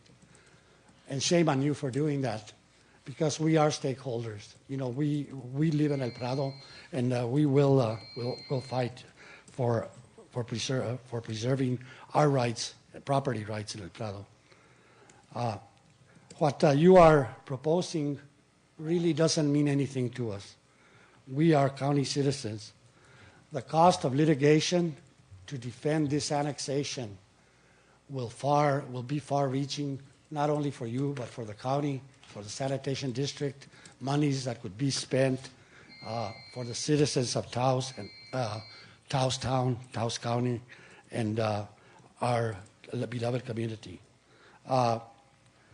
Your constituents in town will be the ones that will pay for your land grab. Please vote against it. Mr. Gonzalez, descendant of those people from El Prado, and Mr. Silva, I implore you that you consider going with a plan from the county and working together with them so that so your generation that inherit the lands in El Prado will not have to suffer what is being proposed this evening. Thank you. Thank you. Sir. Welcome to our meeting. Please state your name for the record, please. My name is Menard Martinez, Honorable Cordova Council members. I'm here representing the community of El Prado. We have a community center. We have a board that we have a council, or kind of a council, and we have concerns about the airport. I take care of some elderly people and stuff, and I am a direct descendant. I'm a great-grandson of Malaquias Martinez. And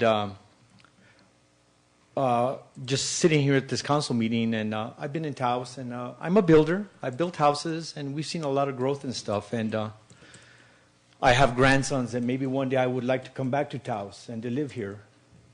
And this proposal that's being forced upon us here in El Prado is not real planned.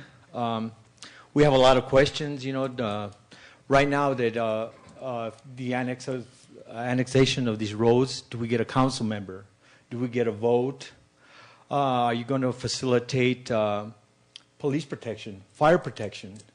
If there is an airport in place, that requires a whole different realm of fire protection. I don't know if you've ever been near an airport, and I'm not so sure that our county has or our town has the money to facilitate that type of an airport. And there's a lot of people. This is the one thing that caught my attention was mostly that the Pueblo was given consideration about what their thoughts and what they would approve or not approve. But the people of El Prado really weren't asked. No one came up to us, and my dad has lived in El Prado for 80 years, and I know a lot of people, Luis Martinez and the Montoyas and all these people that were not asked. And, I'm sure they would not argue, but, there's a lot of concerns that the people have. They're on fixed incomes. How are they going to pay for it? How do they, gas prices, everything that's going up on a daily basis, how do they consider this? How do they conceive or facilitate an airport for something that they may never see? So there's a lot of people here that we are concerned and how this airport is going to come about, how is it going to be financed, and what are the outcomes. And I feel that there's not a real plan in action or a realistic plan letting us know how much land, how much taxes, and what's going to happen. So I think there would be a consideration with the Taos County commissioners and stuff, and I think it could happen, but I think there needs to be a plan that would be more informative and more realistic. Thank you for your time. Thank you. Sir, Mr. Painter.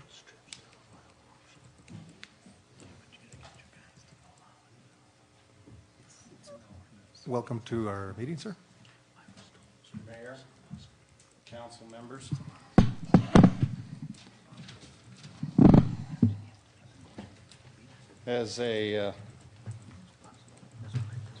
My name is John Painter, and I'm a board member of the El Prado Water and Sanitation District.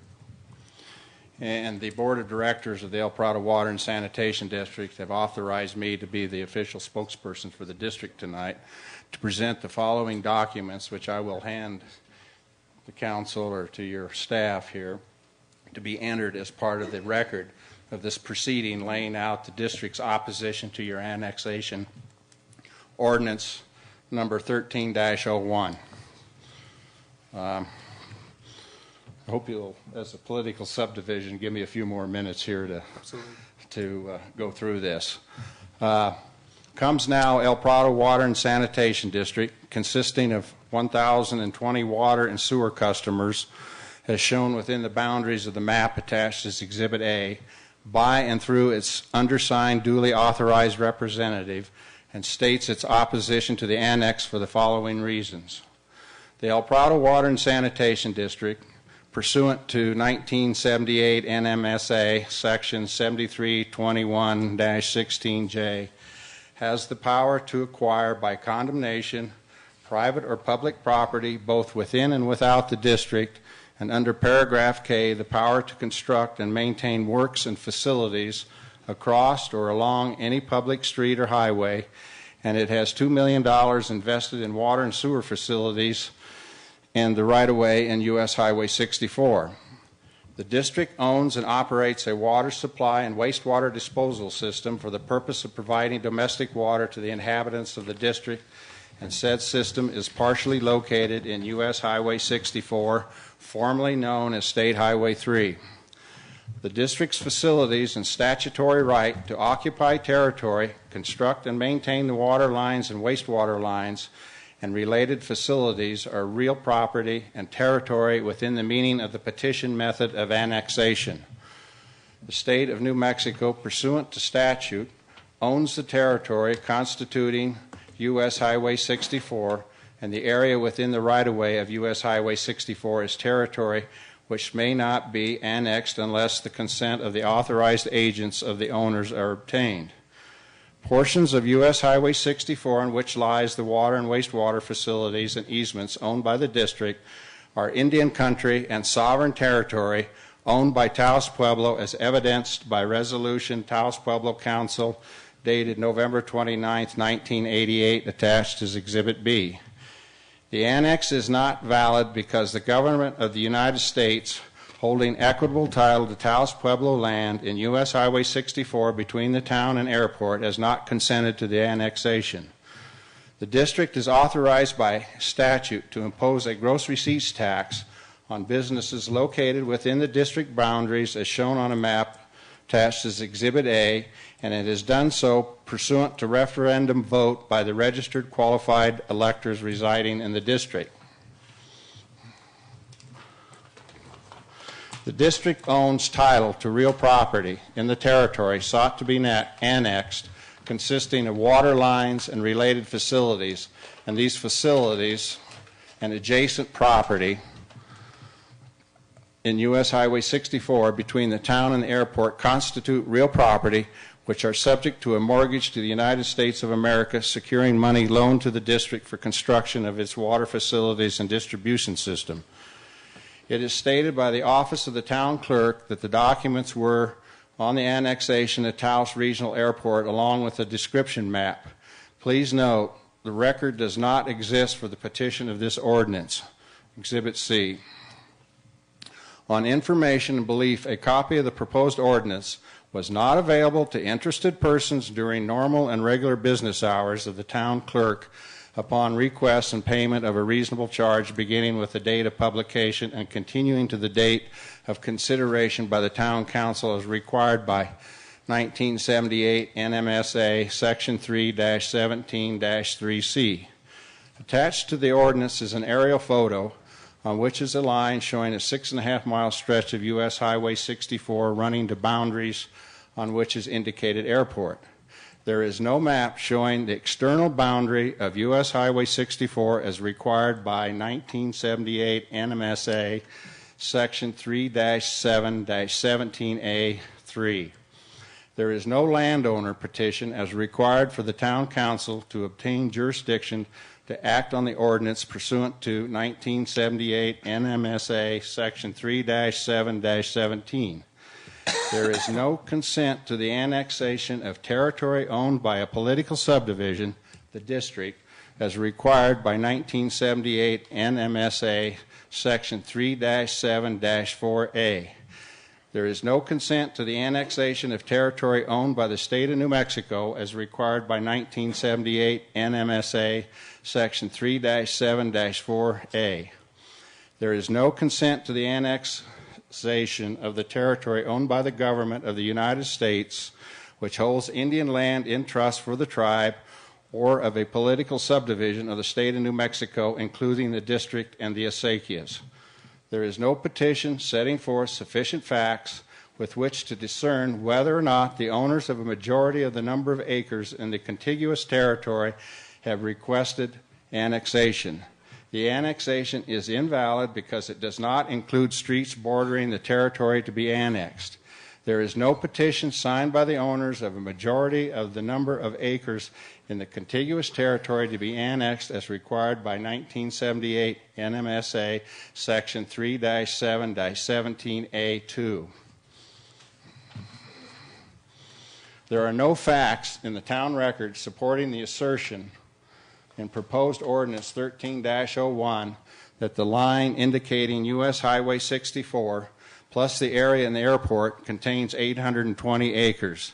And there are no facts in the town record which shows ownership of the real property in the 820 acres, which allow computation of the number of acres owned by entities required to give consent to the annexation or computation of the number of acres owned by petitioning landowners. If the proposed annexation is valid, the town boundaries will extend along each side of U.S. Highway 64, which traverses through the district and along U.S. Highway 64, on which is located the retail businesses on which the district relies for its gross receipts tax revenues, which are necessary in order for it to pay obligations to the United States of America. If the proposed annexation is valid, the district will be harmed because the town will be able to accept annexation petitions of business owners or exercise the other two methods of annexation without consent of the landowner, and those business owners will resist reenactment of the district's gross receipts tax because they would not want to pay a gross receipts tax to the town and the district on the same transaction. If the proposed annexation is valid and the town is able to use the highway department right-of-way for contiguity purposes to conduct hostile annexations of land in the district boundaries, residents and businesses of the district will be required to pay additional property and gross receipts tax to the town without receipt of any corresponding town services, since the district now provides water and sewer and the county provides police protection, fire protection, and road maintenance. If the proposed annexation is valid, landowners... Excuse me, John, on that issue, fire protection, the town provides fire protection. Okay, well, there's a little from Hondo, too, I guess. Okay. But that's basically it, because it is the Taos County Sheriff's Department. As we all know, they use it for a racing lane up and down there. And occasionally get into Orlando's restaurant. Drive through. So we needed that sense of humor. This doesn't go on too much further, but if the proposed annexation is valid, landowners in the district boundaries will be harmed if the town using the highway right-of-way for contiguity purposes is able to pursue hostile annexations, thus imposing town property taxes on the landowners who would have to pay district property taxes as well. The town, the district, and the county all rely on the same sources of revenue to support their governmental operations, and to the extent that all three jurisdictions will be able to tax landowners and businesses along U.S. Highway 64, should the town be able to use the highway for contiguity purposes in future hostile annexations, the district and county will be damaged by the town taking more of the finite taxpayer resources without providing any of the services in addition to those provided presently by the district and the county. On information and belief, the indicated town boundary from which ordinance number 13-01 marks the beginning of the U.S. Highway 64 corridor to the airport is not correct because it is not final until the pending lawsuit by the county is resolved. Use of the U.S. Highway 64 line to connect the airport to the town constitutes a sham paper connection only to the airport and is not sufficient under law to establish contiguity. Wherefore, protestants state that the town's purpose in annexing its airport is only to increase town income without providing town services for any landowners along U.S. Highway 64, and as such is a sham annexation done not for the public purpose of serving town residents or landowners along U.S. Highway 64, but only for the purpose of enhancing the value of town-owned real property, and only for the purpose of creating contiguity along U.S. Highway 64 so the town can later annex the business. Signed, El Prado Water and Sanitation District, Telos 4R Gonzalez, Chairman of the Board.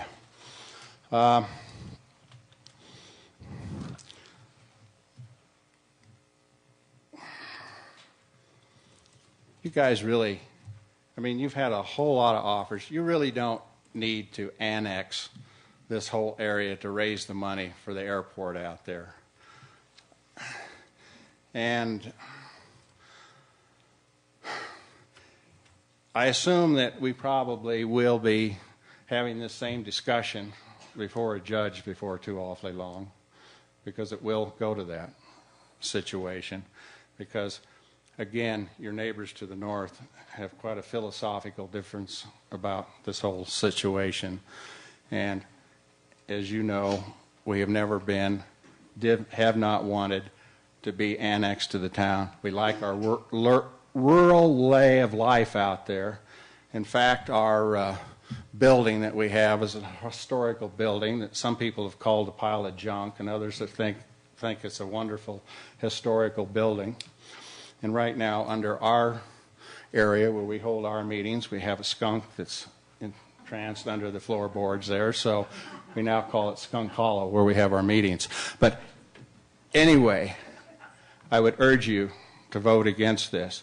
And Michael, I've heard that you're thinking about abstaining. I would have a lot more respect for you if you vote up or down. And obviously, you would be a great hero in El Prado if you vote against this annexation. But I understand your loyalty may be moved to the town because you do live in the town limits now. So please don't abstain. Go up or down with your vote on this thing. Thank you. Councilmember Silva. John, I want to make something perfectly clear. I have no intention of abstaining. Okay. That was just a rumor that was going around. So thank you. Okay. Ms. Cordova? Welcome to our meeting. And please state your name for the record, please. Short people. Good evening, Mayor, Councilman. Thank you for having us here. My name is Dr. Catherine Cordova. I am a retired teacher and writer. I have lived in El Prado for 45 years, and I am proudly a member of the El Prado Community Center Board. Town of Taos officials have announced a plan to arbitrarily annex our community of El Prado in order to obtain funding to expand the Taos Airport without the support of the community. Our community, zoned residential, commercial, and agricultural, also includes a historic Torreon, a Catholic church, considered a mission of Our Lady of Guadalupe Parish, which was declared a parish by the Bishop of Durango, Mexico, July 4th, 1833, and a school building built as a WPA project and in need of repair, now considered a community center. The community also includes a water and sanitation district voted for, and I'm stressing this, and supported by the residents. We are the members of this endeavor, thus improving the infrastructure and lives of our neighbors. And we also have an ancient acequia organization in our community. We consider our home area as a historic traditional village. As such, some of the residents, including members of the El Prado Community Center Board, researched the possibility of obtaining a legal designation as a historic district or a traditional village. Such a move requires time, but could benefit our work towards seeking funding to improve our community center building, improving the community basketball and tennis court, and projects of the El Prado Water and Sanitation District. It's our understanding that our community will not share in the funds generated from annexation. So these projects I'm mentioning require other help. A hostile takeover by the town will definitely harm the progress of our plans. Like Taos Pueblo, we too want to protect our historical site, which is the community of El Prado. Thank you. Thank you. Mrs. Cordova, welcome. Welcome to our meeting. Please state your name for the record, please. Thank you, Mayor and Council. My name is Dr. Tessa Cordova. I come from a very well-educated community, very educated. I am an hija, like Andrew and like Barty, of El Prado, and I'm very proud of that. In 1976, my grandma wrote a book called No Lloro, Pero Me Acuerdo. And we were talking about literacy today, and I know that many community members all around the county have owned that book, because when I was a little girl in school, they would always say, "Oh, I saw your picture in your grandma's book," you know. But I never thought those words or that dicho would ever come to form, and tonight we're having to deal with that. I don't want to have to write the next book, No Lloro, Pero Me Acuerdo, about my community of El Prado. And when she concluded her book, she wrote this quote that I always use, and this was in 1976. "Sometimes environment is stronger than heredity. And if the leaders of a community impart to their followers the values that make society great, then and only then can we have a community and a country that can that can survive lead during turbulent times. What this action to our community would reflect is a lack of respect for community culture and education and an arbitrary takeover. We have 3 different boards that have been identified here tonight. The acequia is one of the oldest, it's the oldest form of government that we have here in New Mexico. And we have an El Prado Water and Sanitation Board as well. And we have really fought really hard for that community center board. And I've seen the community center board in collaboration with those other 2 entities work incredibly closely. In El Prado, we care about each other. We love each other very much. I'm very also a bit offended that we never had the opportunity to meet with the town council like the Taos Pueblo did, especially when 2 of the members, you guys are also hijos of El Prado. So there might have been some private meetings, but our leadership is very clearly identified in those 3 entities that I mentioned, and we have elected our own leadership. And it's from community members that have been very active throughout history in the El Prado community. I have always been brought up in the fact that a person without a knowledge of their history is like a tree without any roots. And tonight I would also like to invite the town council and any of the employees. We own a Taos historical walking tour. We will tell you what annexation represents in 1846 in the United States and in Taos, New Mexico.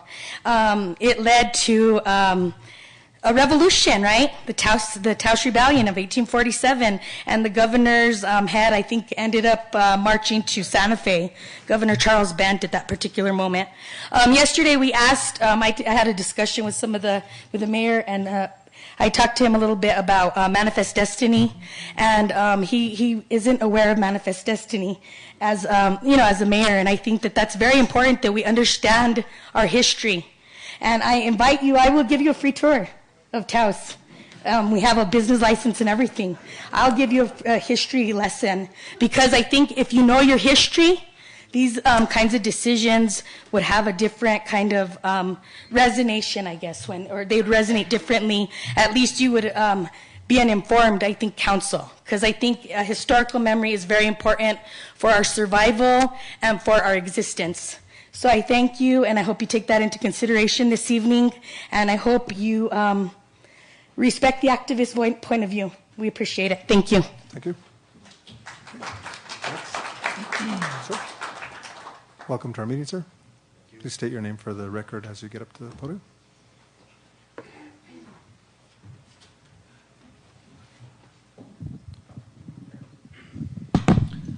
Hi, I'm Aiden Schaefer. I'm a 3rd-generation Taoseño. My father does have property up in El Prado. I know Michael a little bit, and Rudy I've spoken with a couple times.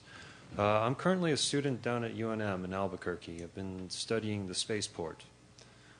This is changing how our world will travel. We'll be able to fly halfway around the world in about half an hour, and it's going to change how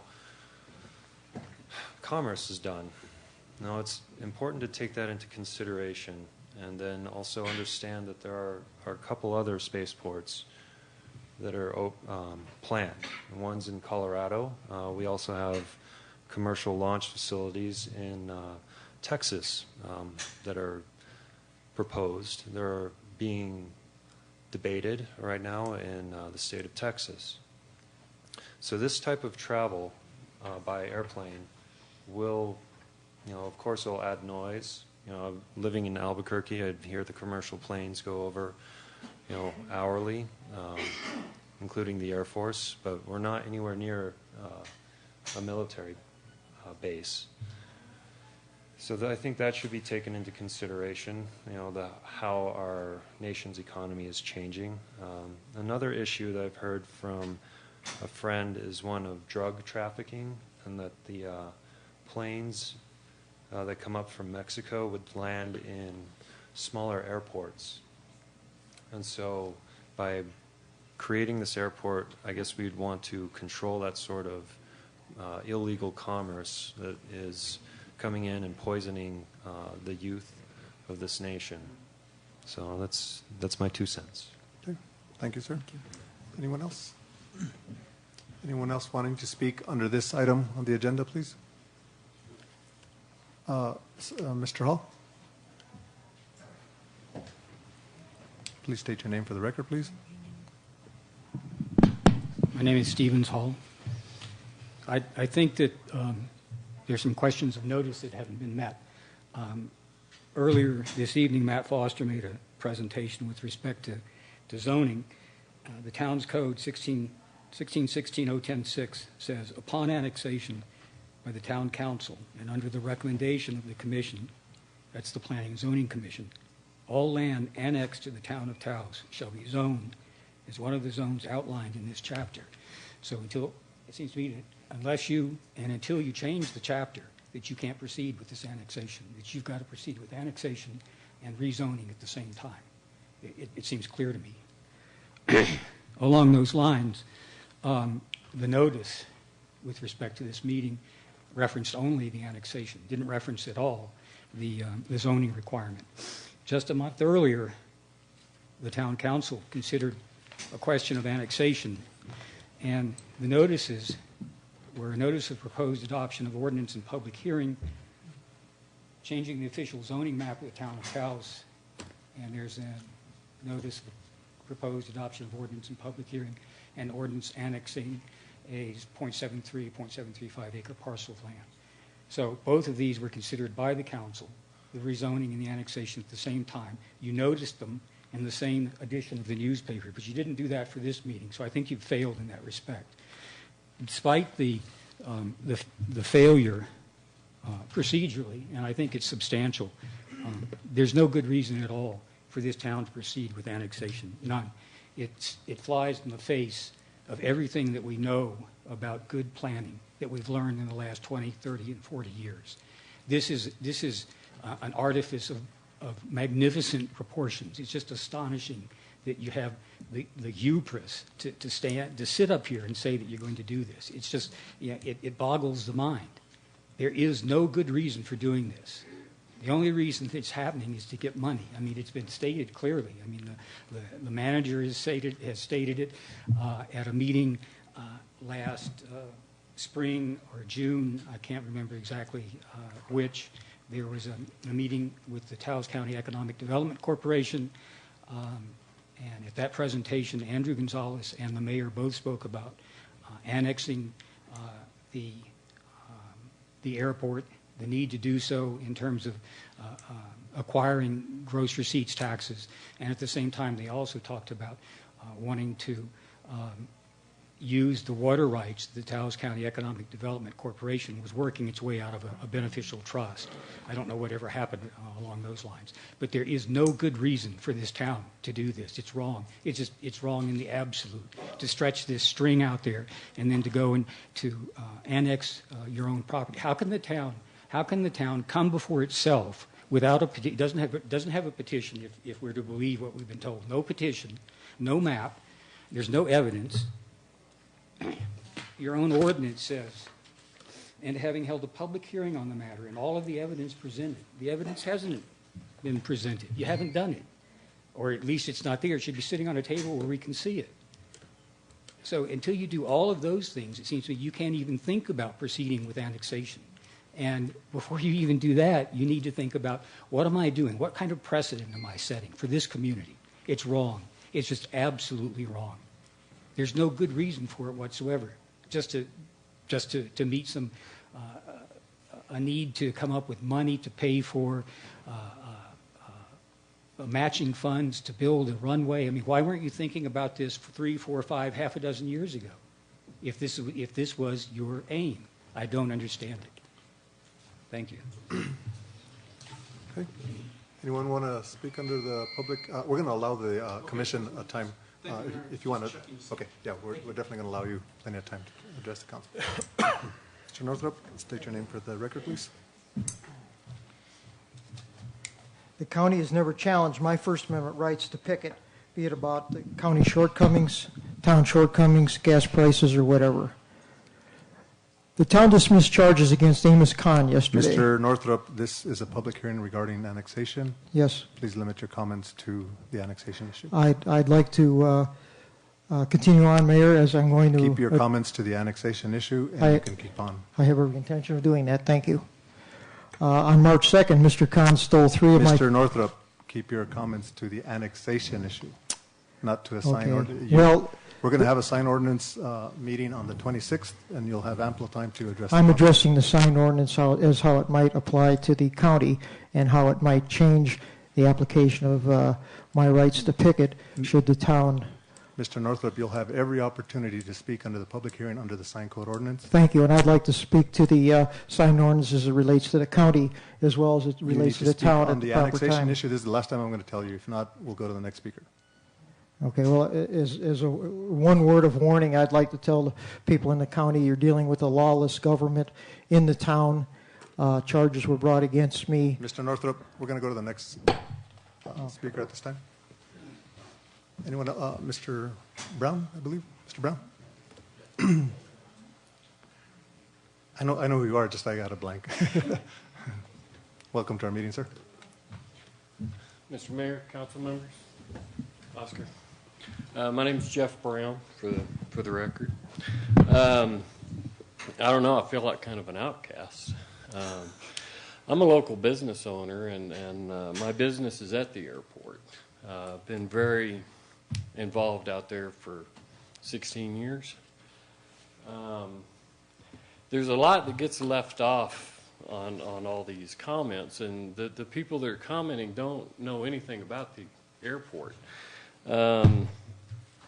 You know, I've been out at the airport and seen small children come out for care flight, and that's the only way that they can get to Albuquerque. And I've been out there, you know, we've had some pretty nasty accidents. So, you know, there are a lot of aspects to the airport that just get overlooked. I know if it was somebody that was close to me, that if one life gets saved, the airport's worth it. The runway that everybody says that we don't need, or some people say we don't need, actually affects the ability for care flight to land.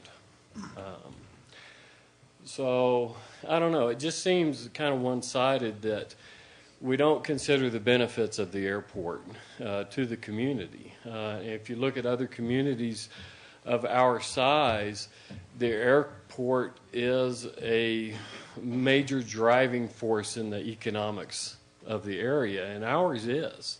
There's a lot of revenue that comes in through the airport.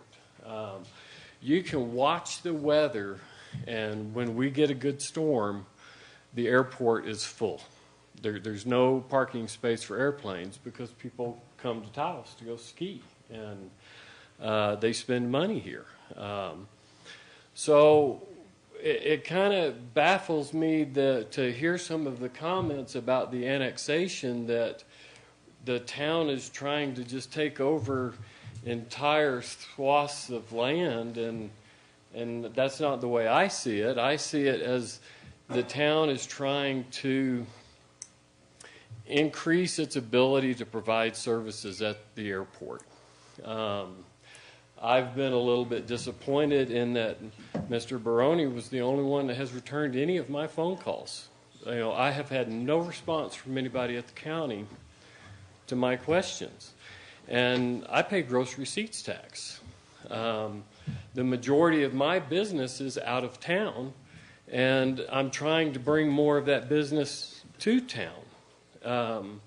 So it's very hard for me as a business person to want, you know, we're trying to develop new hangars at the airport, and it's hard for me as a business person to try and bring investors into town when the county won't even give me zoning or concrete building codes. And I've got investors wanting to spend money that, well, there's a lot of good things that happen out at the airport. And, If you haven't been to the airport, you should come out and see what goes on at the airport. You can't talk to me about noise when I'm there every single day, and it's acceptable for motorcycles to be revving their motors going through town, but a little bit of noise for 2 minutes from an airplane is, so, let's compare apples to apples on some of these things. I appreciate your efforts. Thank you.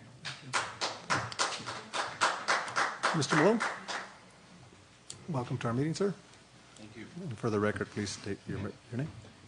I'm Brad Malone. I'm chairman of the board of the local Chamber of Commerce, Taos County Chamber. And I think it's important to note we've never really gotten involved in heated political disputes in the past. This is a new role.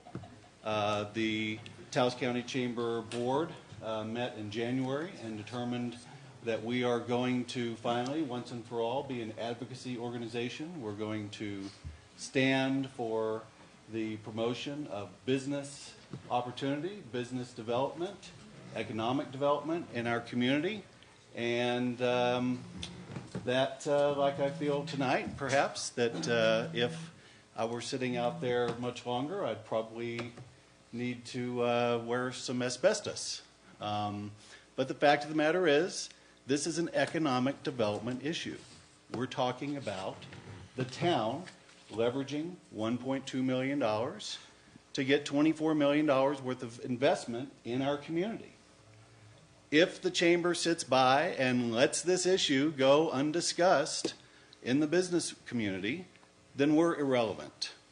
Therefore, I'm wearing my asbestos, and we are saying we're in favor of the town doing whatever it needs to do in order to leverage that $24 million investment. However, having said that, we also believe that you should listen to the folks, especially along that business corridor out there through El Prado, and make sure that if this is an effort to make the town's annexation of all of those businesses along that corridor readily available, then all bets are off. We really need to focus on the construction of the runway, the leveraging of those funds. If you believe that this deal is in jeopardy because there is a likelihood that people are going to try to jump in and ruin the deal through some sort of weird annexation beyond the boundaries that you're proposing tonight, then please stop. Let's talk some more. Let's talk to the county. In particular, let's make sure that you don't act unilaterally without the county being offered the ability to give its legal assurances, legally enforceable assurances, that whatever money it's pledging is going to be available. Now, I understand you've got a taxing authority, and you want to use that taxing authority in order to assure the repayment of the monies that you're going to leverage. Therefore, that's why we're supporting you tonight. If the county, however, comes up with a plan that allows no ifs, ands, buts, it is for sure legally enforceable for them to hand you over $1.2 million or whatever that piece is, then you all need to really consider that and let us know that you've considered it and talk about it publicly and reassure us. The business community is ready to get something going. Nothing succeeds like success. And right now, we have not strung a series of successes along in this community in years. It is time for the leadership, the town and the county, to step up and create some successes. And we're relying upon you tonight to make the right choice, to create those successes that allow us to create the jobs that get this economy going. Because it is a sliding, slippery, downhill decline right now. I see more hammers boarding up windows than building anything. And that means we got to get something going. And that's the Chamber's position. Thanks so much. Thank you. Any other comments? Any other comments on this, ma'am?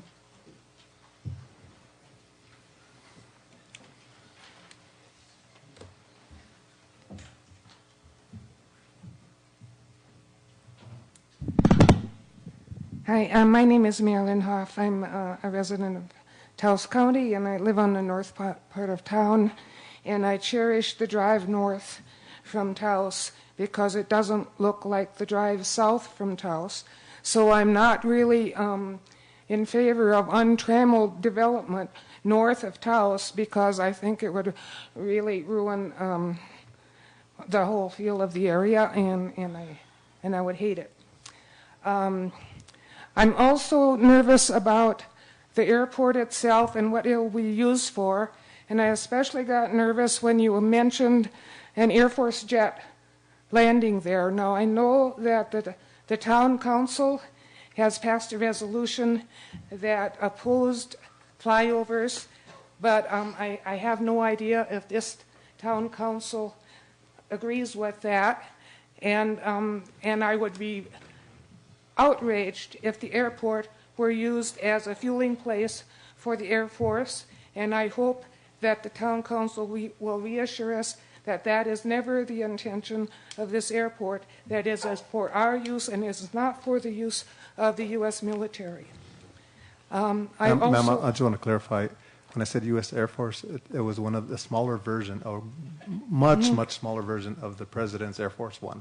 Much smaller. I mean, believe me, it wasn't a fighter jet. It was a Air Force One, a white and blue stripe. Yeah. It was a great scene to see, right. with the what President's seal on it. What I'm worried about is those overflights that use local airports, and that's one of the things they seem to be conspiring to do, is using local airports to refuel and take off again, and it could create an unholy din in our quality of life.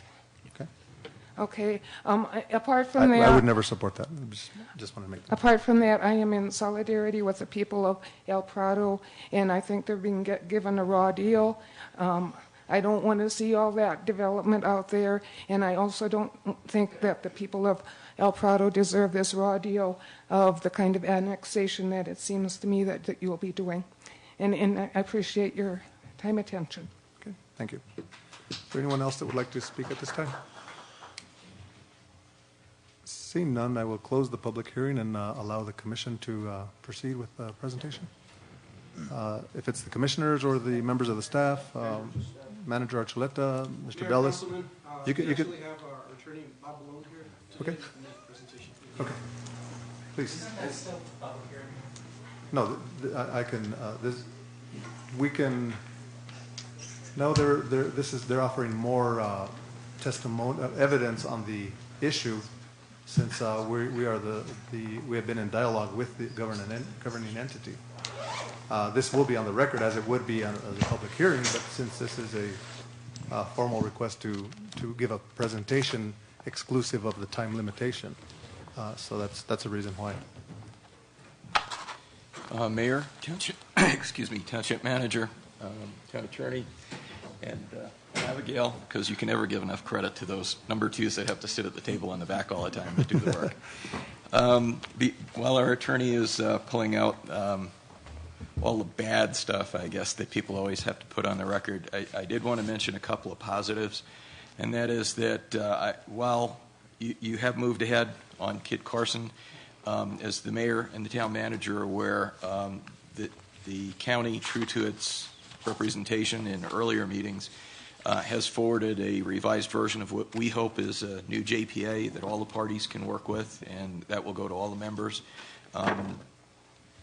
Separate and apart from the building, we believe we all have a commitment to work together on not just the emergency 911 issue, but all of these issues of regional significance.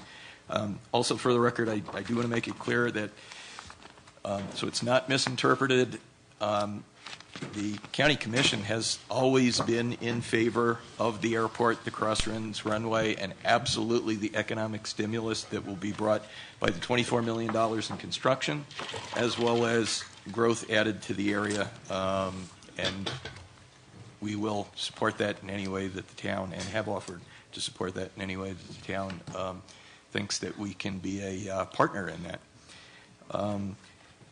Also, one of the discussions that came up after our meetings in regards to annexation, and we sort of hit a roadblock between the town and county, the town manager, myself, the mayor, the chairman of the county commission had some private discussions. And one of the issues we were concerned about as the county, if you proceed with the annexation, is that along the 64 corridor, and some of you have heard me say this, that the corridor you're going to annex, every piece of commercial and industrial growth that's occurred in the county, in the unincorporated areas, with the exception of one business that was Martinez, has occurred in that corridor. So we've nurtured that corridor, and in the past 3 years spent an awful lot of time and resources trying to work with every property owner, every business along there to try to get their visions, to try to build consensus in those neighborhoods as to what they saw. And their visions were very different from total agriculture and never touch the land, and that's the way my family wants to keep it, to I want to be able to build a business as quickly as possible. How do you get me water and sewer and fire?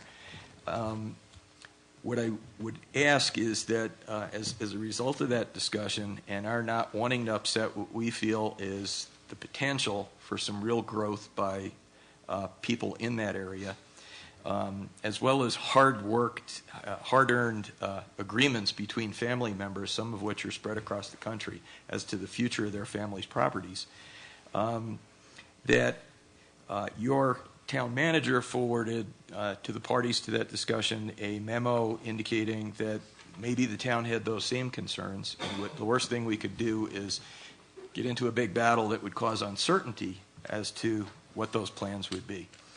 So his recommendation, and I thank the town manager for that, was that the county take a shot at what would be a resolution which could be attached at some point by the town council to any annexation, and address the idea that for a period of time, and the issue has been brought up by your acting planning director and by members of the audience, that there's a question about what zoning would be there, how quickly could you do it, and even if you do the zoning that your planning department's recommending, that's just the physical property you own. There will, and we admit, likely be people who with private property will approach you about annexation and have questions and maybe want to come into the process. But without a process in place to determine what is the acceptable use of that property and under what conditions do they become annexed, again, we could create this condition of chaos. And as someone who tried to be a force in moving county land use code for 3 years, I can tell you that you don't want to go through that mess again. If every single property owner there has attended 40 meetings or been contacted 10 times and signed off on an agreement for how they would like to see that corridor development, I think it would be in your interest, not just as the town and maybe the inheritor, as an administrator of those properties, but as someone who will have an interest in seeing the economy develop along there that we're all going to benefit from, that anything we could do to ensure that those plans go forward would just add stability. And any inkling of cooperation between the town and the county in that manner, I think would just help to stabilize people's plans going forward. So we would ask you to consider the language in that resolution, and I know it's not an order of business tonight, it's merely a suggestion, it's a recommended format, but based on that dialogue that took place, the idea that the county could proceed while you're developing your plans in implementing the zoning overlays for those neighborhoods that the actual citizens agreed to respect their wishes. And I think a lot of, well, I won't say a lot, maybe some of the opposition you're getting from people, some of the concerns and the anxiety of people along those corridors might go away. We've had a great working relationship between the town and the county on land use issues, and I think that could continue. Our door is always open to being willing to discuss that in any manner that you might direct staff. Councilmember Peralta. Mr. Mayor, members of the council, this has also been part of the discussion that I've had. And in part, one of the thoughts that I had in this regard was a joint planning, zoning, jurisdiction between the town and the county along that corridor so that there would be an agreement as to how, and all of the recognizing all of the footwork that has been done by the county to this point with residents and your own planning processes, that would be honored within that area, that along the corridor. Because I think that there isn't really any difference between our philosophy and your philosophy on what we would like to see in this community develop in keeping the traditions and the cultures and all those things in place. And I think that is the same position that the county has. And so I think in this resolution, it might be of value if we could go a little step further and create some sort of a combined governing entity to honor those commitments, because I just don't see them any different. But that's my opinion. I have the rest of the council members consider that, but I would think that would be a real good starting point for us to move forward to ensure that we coordinate the developments not only along that corridor but throughout the rest of the community. Okay. Absolutely. Okay. Any other comments? Mr. Bellis, I think that this is a great start for the discussions on how, all the work that the county has done on their land use and through input, those public meetings, because the last thing we want is an abundance of annexation requests coming in, bogging down our planning department. Because we don't have the dollars for the infrastructure to serve all those. Keep in mind, folks, we're not annexing El Prado, we're annexing the state right-of-way. And, we do not want to, our intention is not to annex all these businesses coming in. And you have a valid concern that you worked hard on this development of this commercial corridor.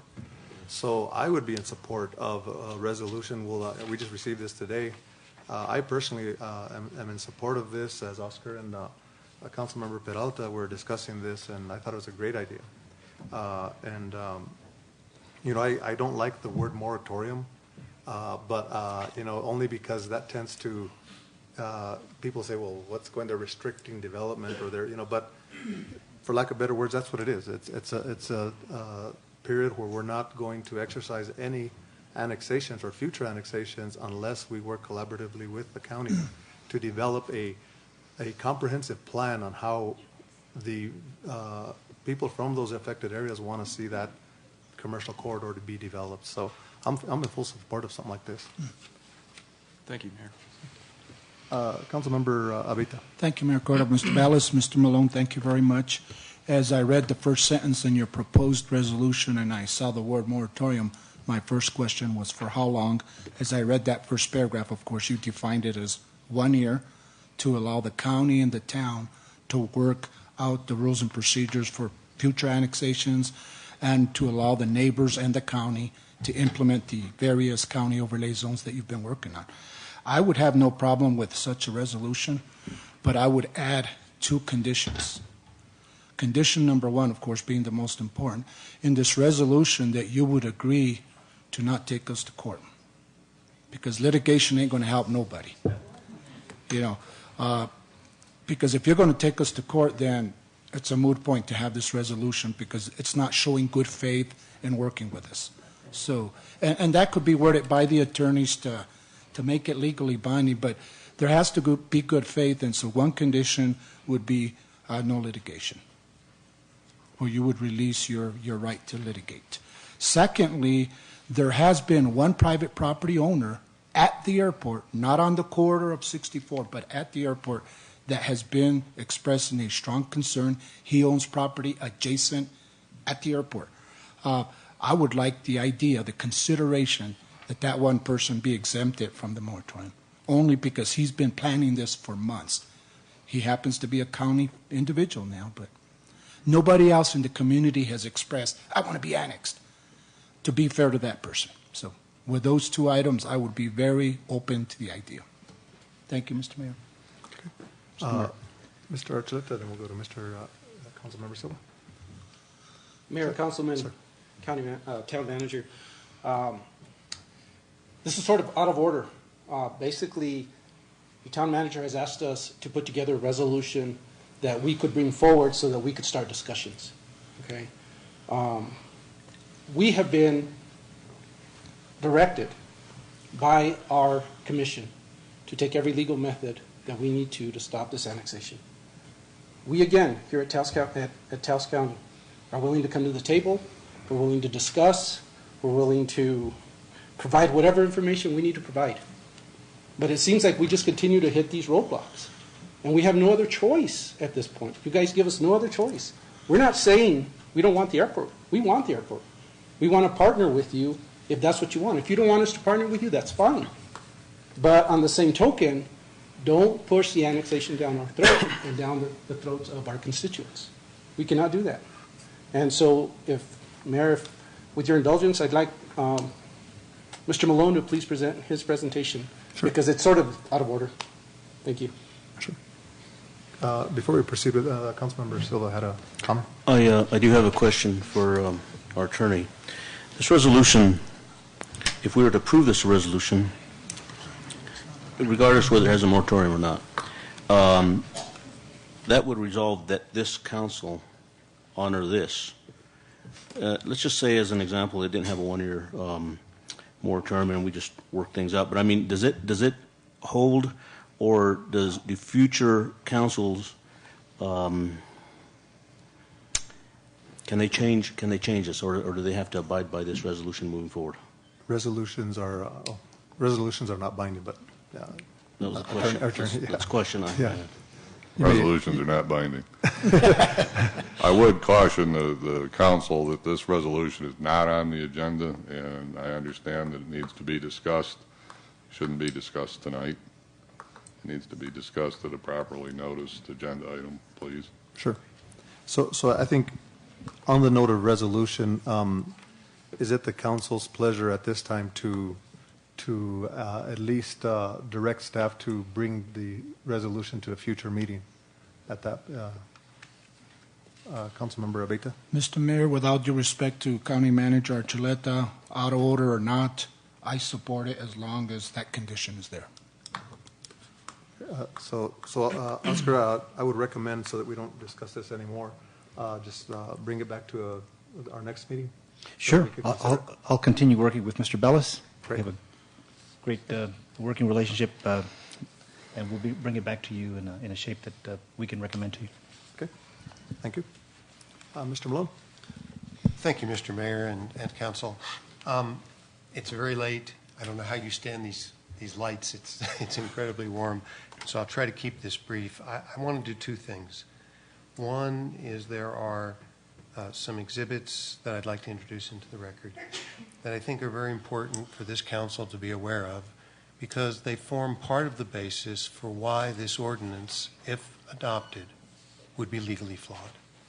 And so I think the only fair thing to do is to alert you to why the county has that belief. And that's the second point that I want to address. I want to be upfront and frank and fair with this council so that when it makes its decision tonight, it knows why Taos County believes that this ordinance, if passed, would be legally flawed, so that you can take that into account in making your decision. Now, ultimately, you're going to rely upon your own attorney's advice, but we want to be upfront and fair with you and tell you exactly why we think this ordinance, if passed, would be flawed. There are three exhibits, and if Mr. Bellis could help me I've made extra copies for the council, and there are some extra ones for the county attorney and for the assistant county manager, town manager, excuse me. The first is Exhibit A, and I would hand that to the town clerk, ask them to be made part of the record. Exhibit A is a copy of an email from the town clerk's office in response to a Public Records Act request from the El Prado Water and Sanitation District stating that there is no petition on file at the town. No petition seeking this annexation. Exhibit B is an affidavit from Rick Chavez, who is the Director of Public Works at Taos County. Exhibit B to the clerk and ask it to be made part of the record. Exhibit B is an affidavit from Rick Chavez setting out the fact that there are 12 county recognized and maintained roads that are located along the proposed annexation area. And I'll explain in a moment why that is important. And Exhibit C, which is an affidavit from Abel Montoya, who is a county employee in the assessor's office, and that the town clerk asked him to make part of the record. Exhibit C is a affidavit from Mr. Montoya stating that based upon his review of the assessor's records, the Rio Lucero, as it passes under Highway 64, is owned by the United States government. Let me start out with the fact that there is no petition. The statutes are absolutely clear, 3717, that the process that the town is engaged in, the petition process for annexation, can only be initiated by a petition. Your ordinance was published at a point in time when there was no petition. Therefore, you have not followed the proper procedure. It's as simple as that. The process is initiated by a petition. Secondly, I understand that the concept that the town has is that it owns the land at the airport, and it believes, although I don't believe there's any evidence in the record to that effect, it believes that that represents a majority of the acreage of the proposed annexation, and that therefore, as a landowner, the town could be the petitioner. But there has been no petition. There has been no petition, and there's no record whatsoever of any petition. Secondly, and this is very important, and I wasn't sure whether to start out with reading this quotation from the New Mexico Supreme Court or end up with it. But because it relates to who can file the petition, I want to read it to you, and it addresses two or three very, very important points. And I hope you'll have a frank discussion with the town attorney about this decision.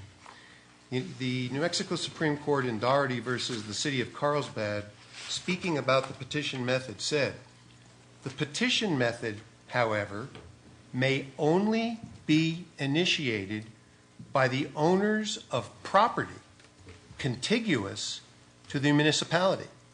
Not that the whole annexation has to be contiguous." I'll repeat that.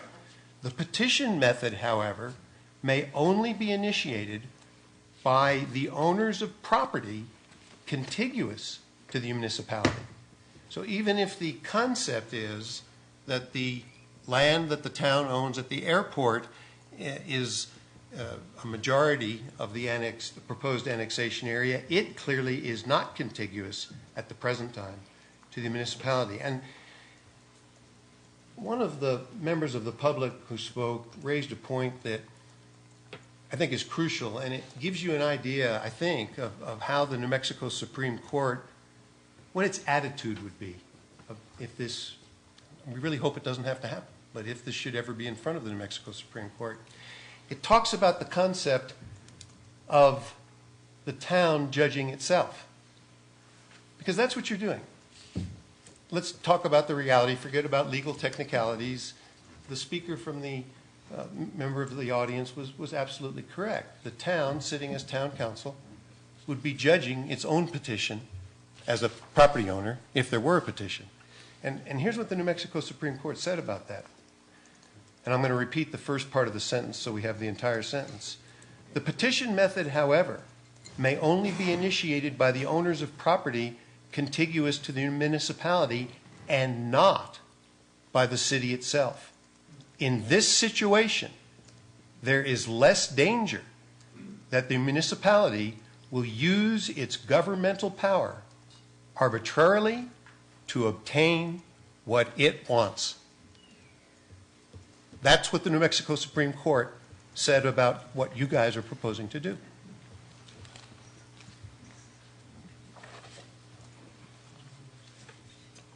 The second important point has to do with what a number of the speakers talked about and what is contained in the exhibits that have been offered into the record, and that is that certain government entities, if territory owned by them falls within the proposed annexed area, have to give their consent.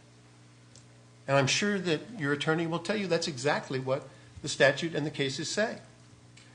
We now have evidence in the record that there are three governmental entities whose consent would have to be obtained.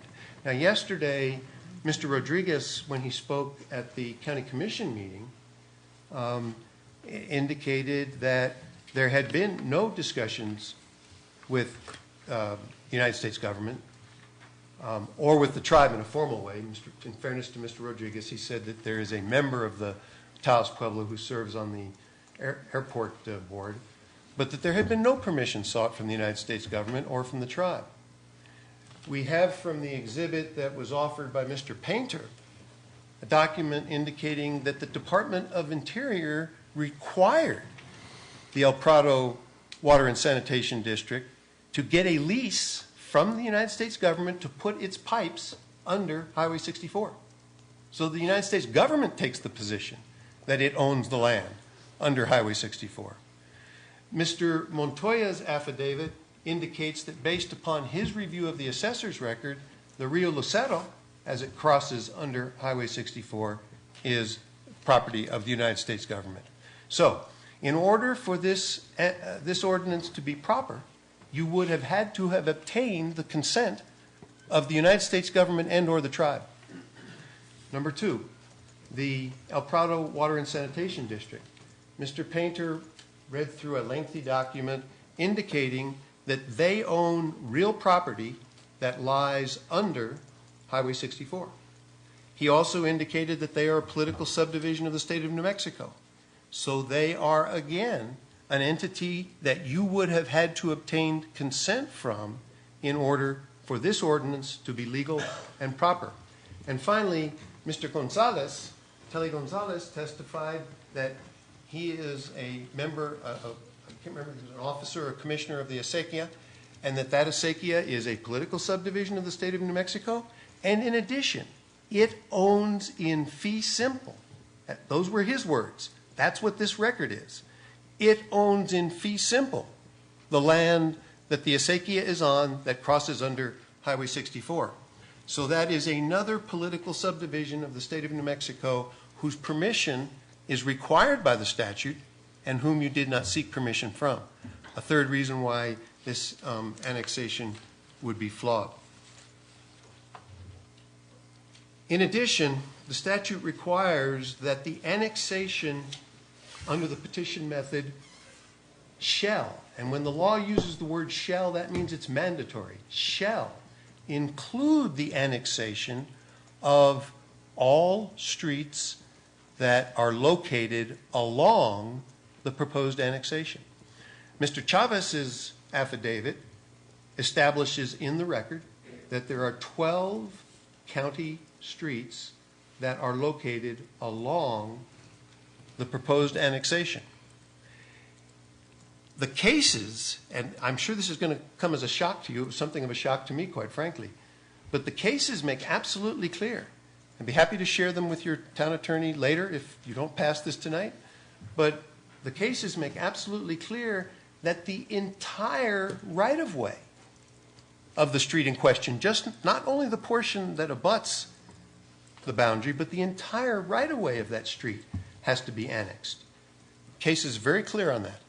And so you have not made any effort to annex the streets that are located along the proposed boundary, and therefore yet another reason that this annexation is flawed legally. Finally, and well, I'm not going to say finally. Lawyers are terrible by saying finally and then have something else to say. Almost finally. Almost finally. I promise you. There was reference to the fact that this is a shoestring annexation.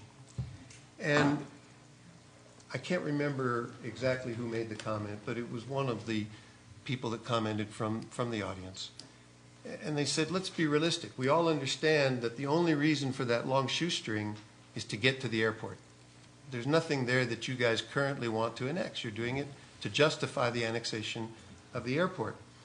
That specific issue has never been in front of the New Mexico courts where they actually had to decide it. But in at least 2 Court of Appeals cases in the New Mexico courts, the courts have expressed skepticism about whether that is a proper annexation. So in light of that, the skepticism that the courts have expressed about shoestring annexation and the language from the case that I read to you at the very beginning, that a municipality should not be in the position of judging its own petition for annexation. It's just not. We all understand that. We all understand that as a basic fairness, the person who's going to make the decision shouldn't be the person about whom they're making the decision. We understand that in a basic fairness idea, but the law also understands that. And finally, and this is not really a legal point, it's a practical point. By the way, Mr. Malone is not related to me from the Chamber of Commerce, but I listened to Mr. Malone, I listened to the gentleman from the airport. The discussion of, the airport is important, the crosswind runway is important. And I'm not going to get into the whole discussion about whether you liked our proposal or not, but we tried to come to you with a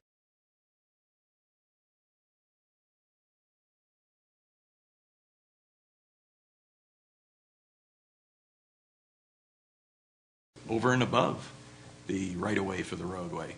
But we believed at that time last year that this is an important economic corridor for the town and the county, and we needed to be working together. And Mr. Peralta, Councilman Peralta, I would use your language because I think it was perfect, that we stand to both mutually benefit and the community to benefit by our planning to interface that growth as it occurs over time so that people do have the infrastructure they need. The one is not exclusive of the other. Brian? Thank you, Mr. Mayor. As we're aware, the court's on Albright Street. It's not here. And I don't want to get into a legal debate in front of the council.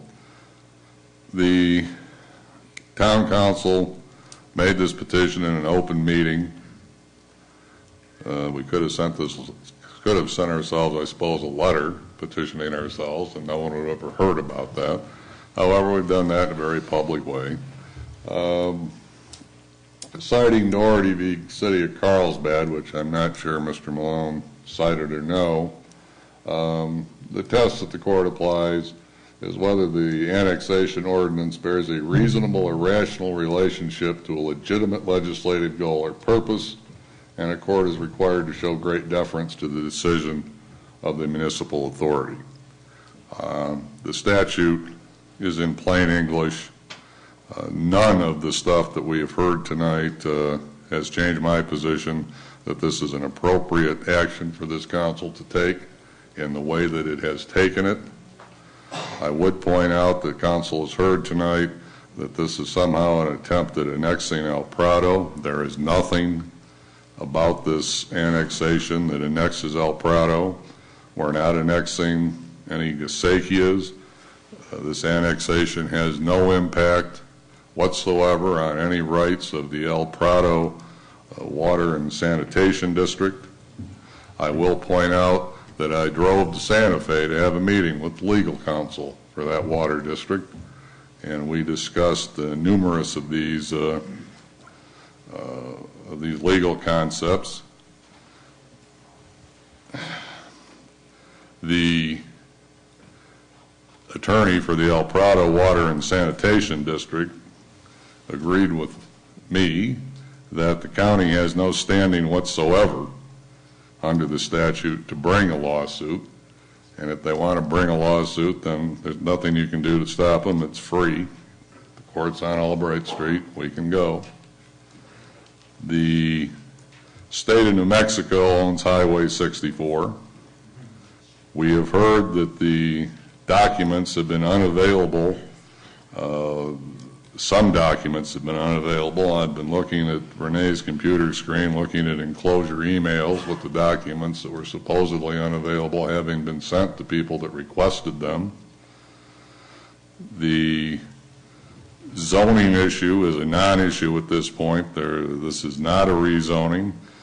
You can't rezone land that is not in the community. So once the town is successful in doing this annexation, then it is appropriate time for the rezoning, and that will be addressed. It will be noticed properly, and all of those concerns are not concerns this evening.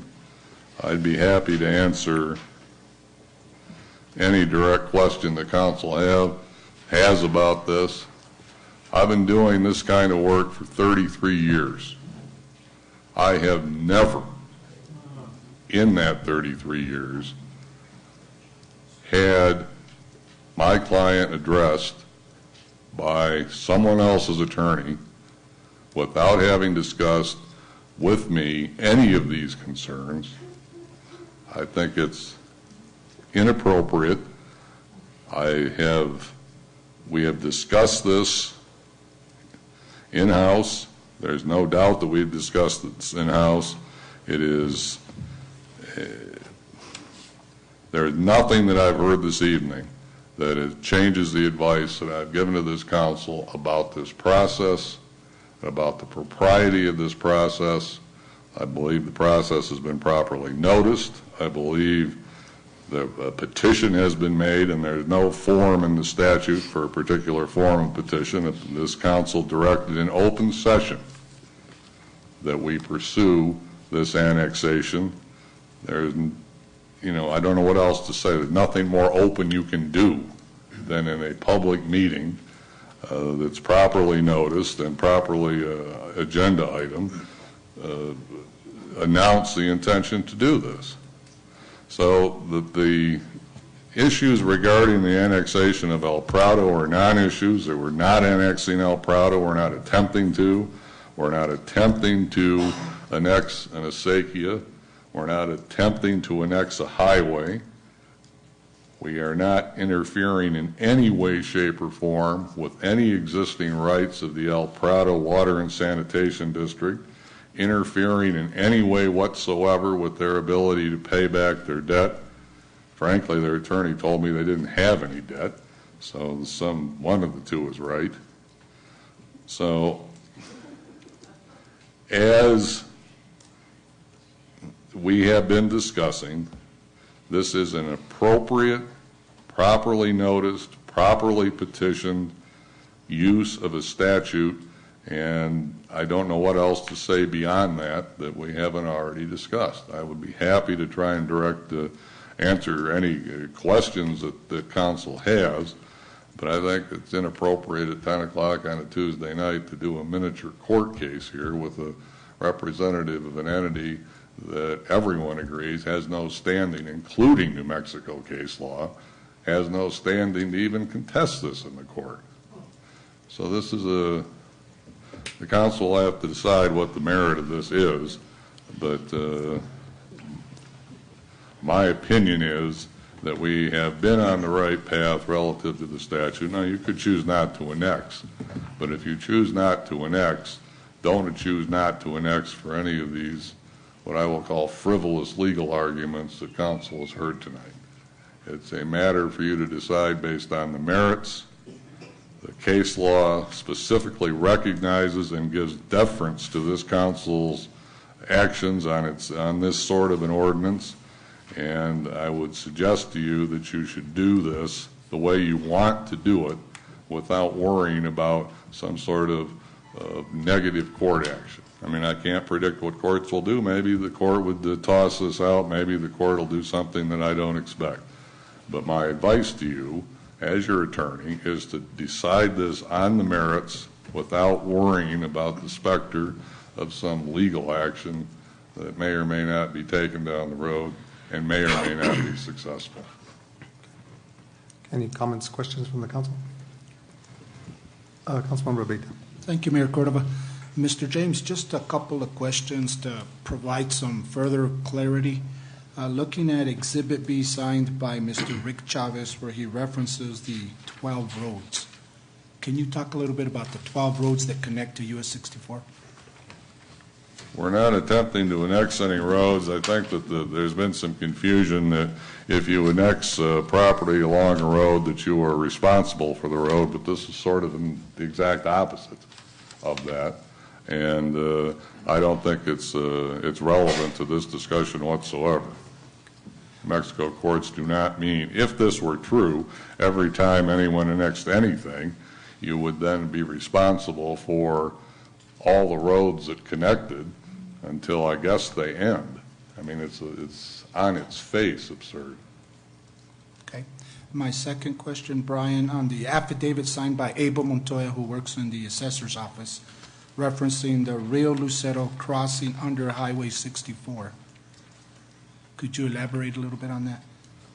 Yeah, well, this issue and all the other issues relative to consent, there's no consent element in the statute. There just isn't. So whether the Rio Lucero or whether El Prado or whether anybody else consent, it's just not in the statute. We're not required to ask anybody. The person that owns the property can petition this community to be annexed, and there's not a word in the statute that says under this form we have to ask anybody. Okay, the next one, Mr. James, you're stating that indeed the town has petitioned, even though there was an email that went from our clerk to the county stating that in essence there was no record of petition. Well, that's just a mistake. We did this in an open meeting. I mean, we were all here. The council directed in an open meeting, and it was part of the minutes of that meeting, that we pursue this annexation process. There is no form in the statute for a petition. A petition means a request, and that request was made. I think it's unfortunate that our assistant clerk did not recognize that in the minutes as being a petition, but it's not labeled as that. But, you know, we could have easily sent that, and it would have sufficed, and I think it does suffice. And Mr. James, my final comment, Mr. Malone stated in Doherty versus City of Carlsbad that a petition may only be initiated by owners of property contiguous to the municipality. Talk a little bit about that. Well, we've read Doherty versus Carlsbad, and contiguous is a discussion that it can mean physical. We've heard a reference tonight that there's skepticism in the court decision. Contiguous has been as small as several feet of adjoining land. And the case law has speculation, skepticism is, if you will, that it's not even decided in New Mexico that contiguous even means touching. Contiguous can mean such a serious interest between the land seeking to be annexed and the town that the New Mexico courts have never ruled on whether or not it even has to physically touch. Not 6.5 miles. I'm not going to tolerate any other outbursts. The public hearing has already concluded. Mr. James, thank you very much. That's all I have, Mr. Mayor. Any other comments, questions from the council? Mr. Mayor. Councilmember Silva. Thank you. I must say that I do appreciate everybody's comments. All points of view are well taken. I do want to state, as you may have picked up on, I am from El Prado. I grew up in El Prado. My heart is in El Prado. You can take me out of El Prado and put me in the town. You can put me halfway clear across the world. But El Prado will always be with me. And I will never betray my people. That's the first thing I want to say. You know, the thing is that what we have to do here is keep our eye on the ball. What's the objective here? The objective is to try to come up with our matching funds of $1.25 million on a $24 million project. In doing so, we are going to improve the crosswinds runway, which is mandated by the FAA to have that airport safe. We're going to end a 27-year debate problem with the FAA, Taos Pueblo, the town. We're going to, like the gentleman that runs the care flight, we're going to be able to provide a safe runway. God forbid that any one of us have to be airlifted on a fixed-wing plane, or any one of our families. We need this crosswinds runway. There's no doubt. Economic development, to sustain our youth and their future here in Taos, it's important. The county has said that they're not in opposition of the airport. They welcome it for various reasons. And Brad Malone from the Chamber of Commerce, he said, we need to do whatever is needed to do to make this happen. Nothing succeeds like success. That is true. We need to collaborate. We need to work together. And finding resolution is what we need to do. Now, I'm not in favor of annexation of the entire strip. At a meeting a couple of weeks ago, I invited the town manager to go visit with the members of the El Prado Water and Sanitation District. And I had proposed a narrow strip. Now, call it a shoestring. I don't care if it's a shoestring width, 1/4 inch, 1 foot.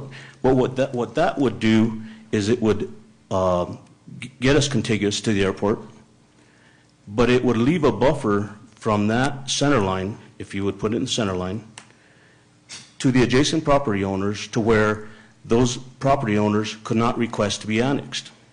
Therefore, we wouldn't have to entertain any request for annexation.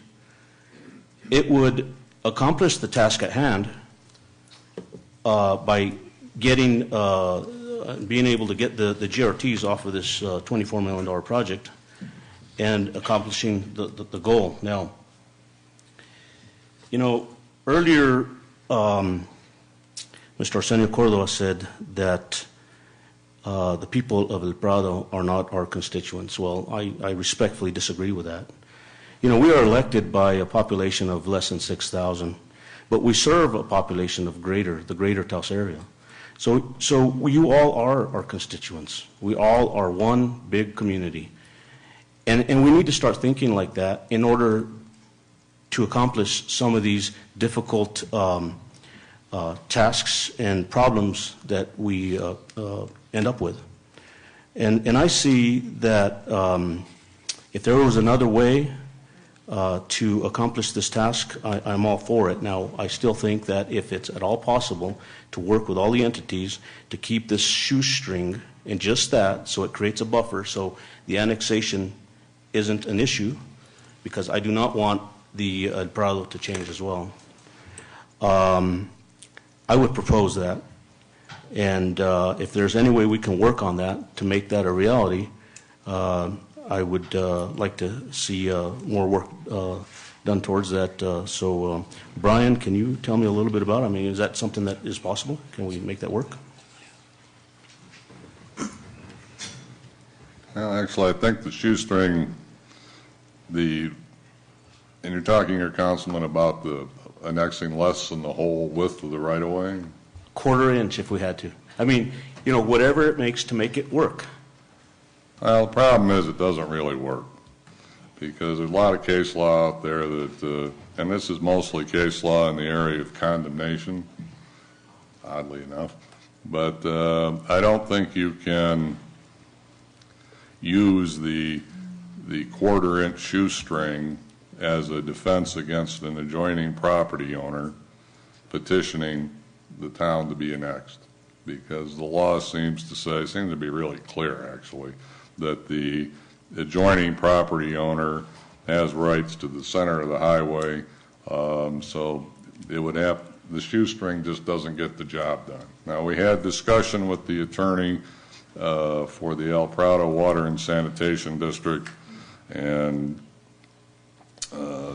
this idea came up, And frankly, I guess I could have agreed with the guy and we could have done this, and then he would have told the El Prado Water and Sanitation District that this was a good thing. But I just don't think that the case law supports it. Because essentially what we would be doing is telling some property owner somewhere that because of a agreement to annex only a portion of a right-of-way, that they don't have access to the process of being a request to be annexed. And I can't imagine, and I know there's no case on this, but I can't imagine, given the nature of the rights of adjoining property owners that have been described in other cases, that this is going to work to keep an adjoining landowner from using the statute to petition the town to be annexed, if But that's that's what my they choose point. to do. I mean, but that's my point, is that our objective is not to annex the right-of-way so we can get requests for annexation. Our objective is to become contiguous with the airport, so then we can go ahead and capture the GRTs off of that $24 million project. And keeping the eye on the ball, I mean, I'm not interested in annexing El Prado at all. Well, and I understand that. What I'm trying to say is I don't want to mislead anybody that somehow that the shoestring is going to insulate those requests from coming in. The remedy, if the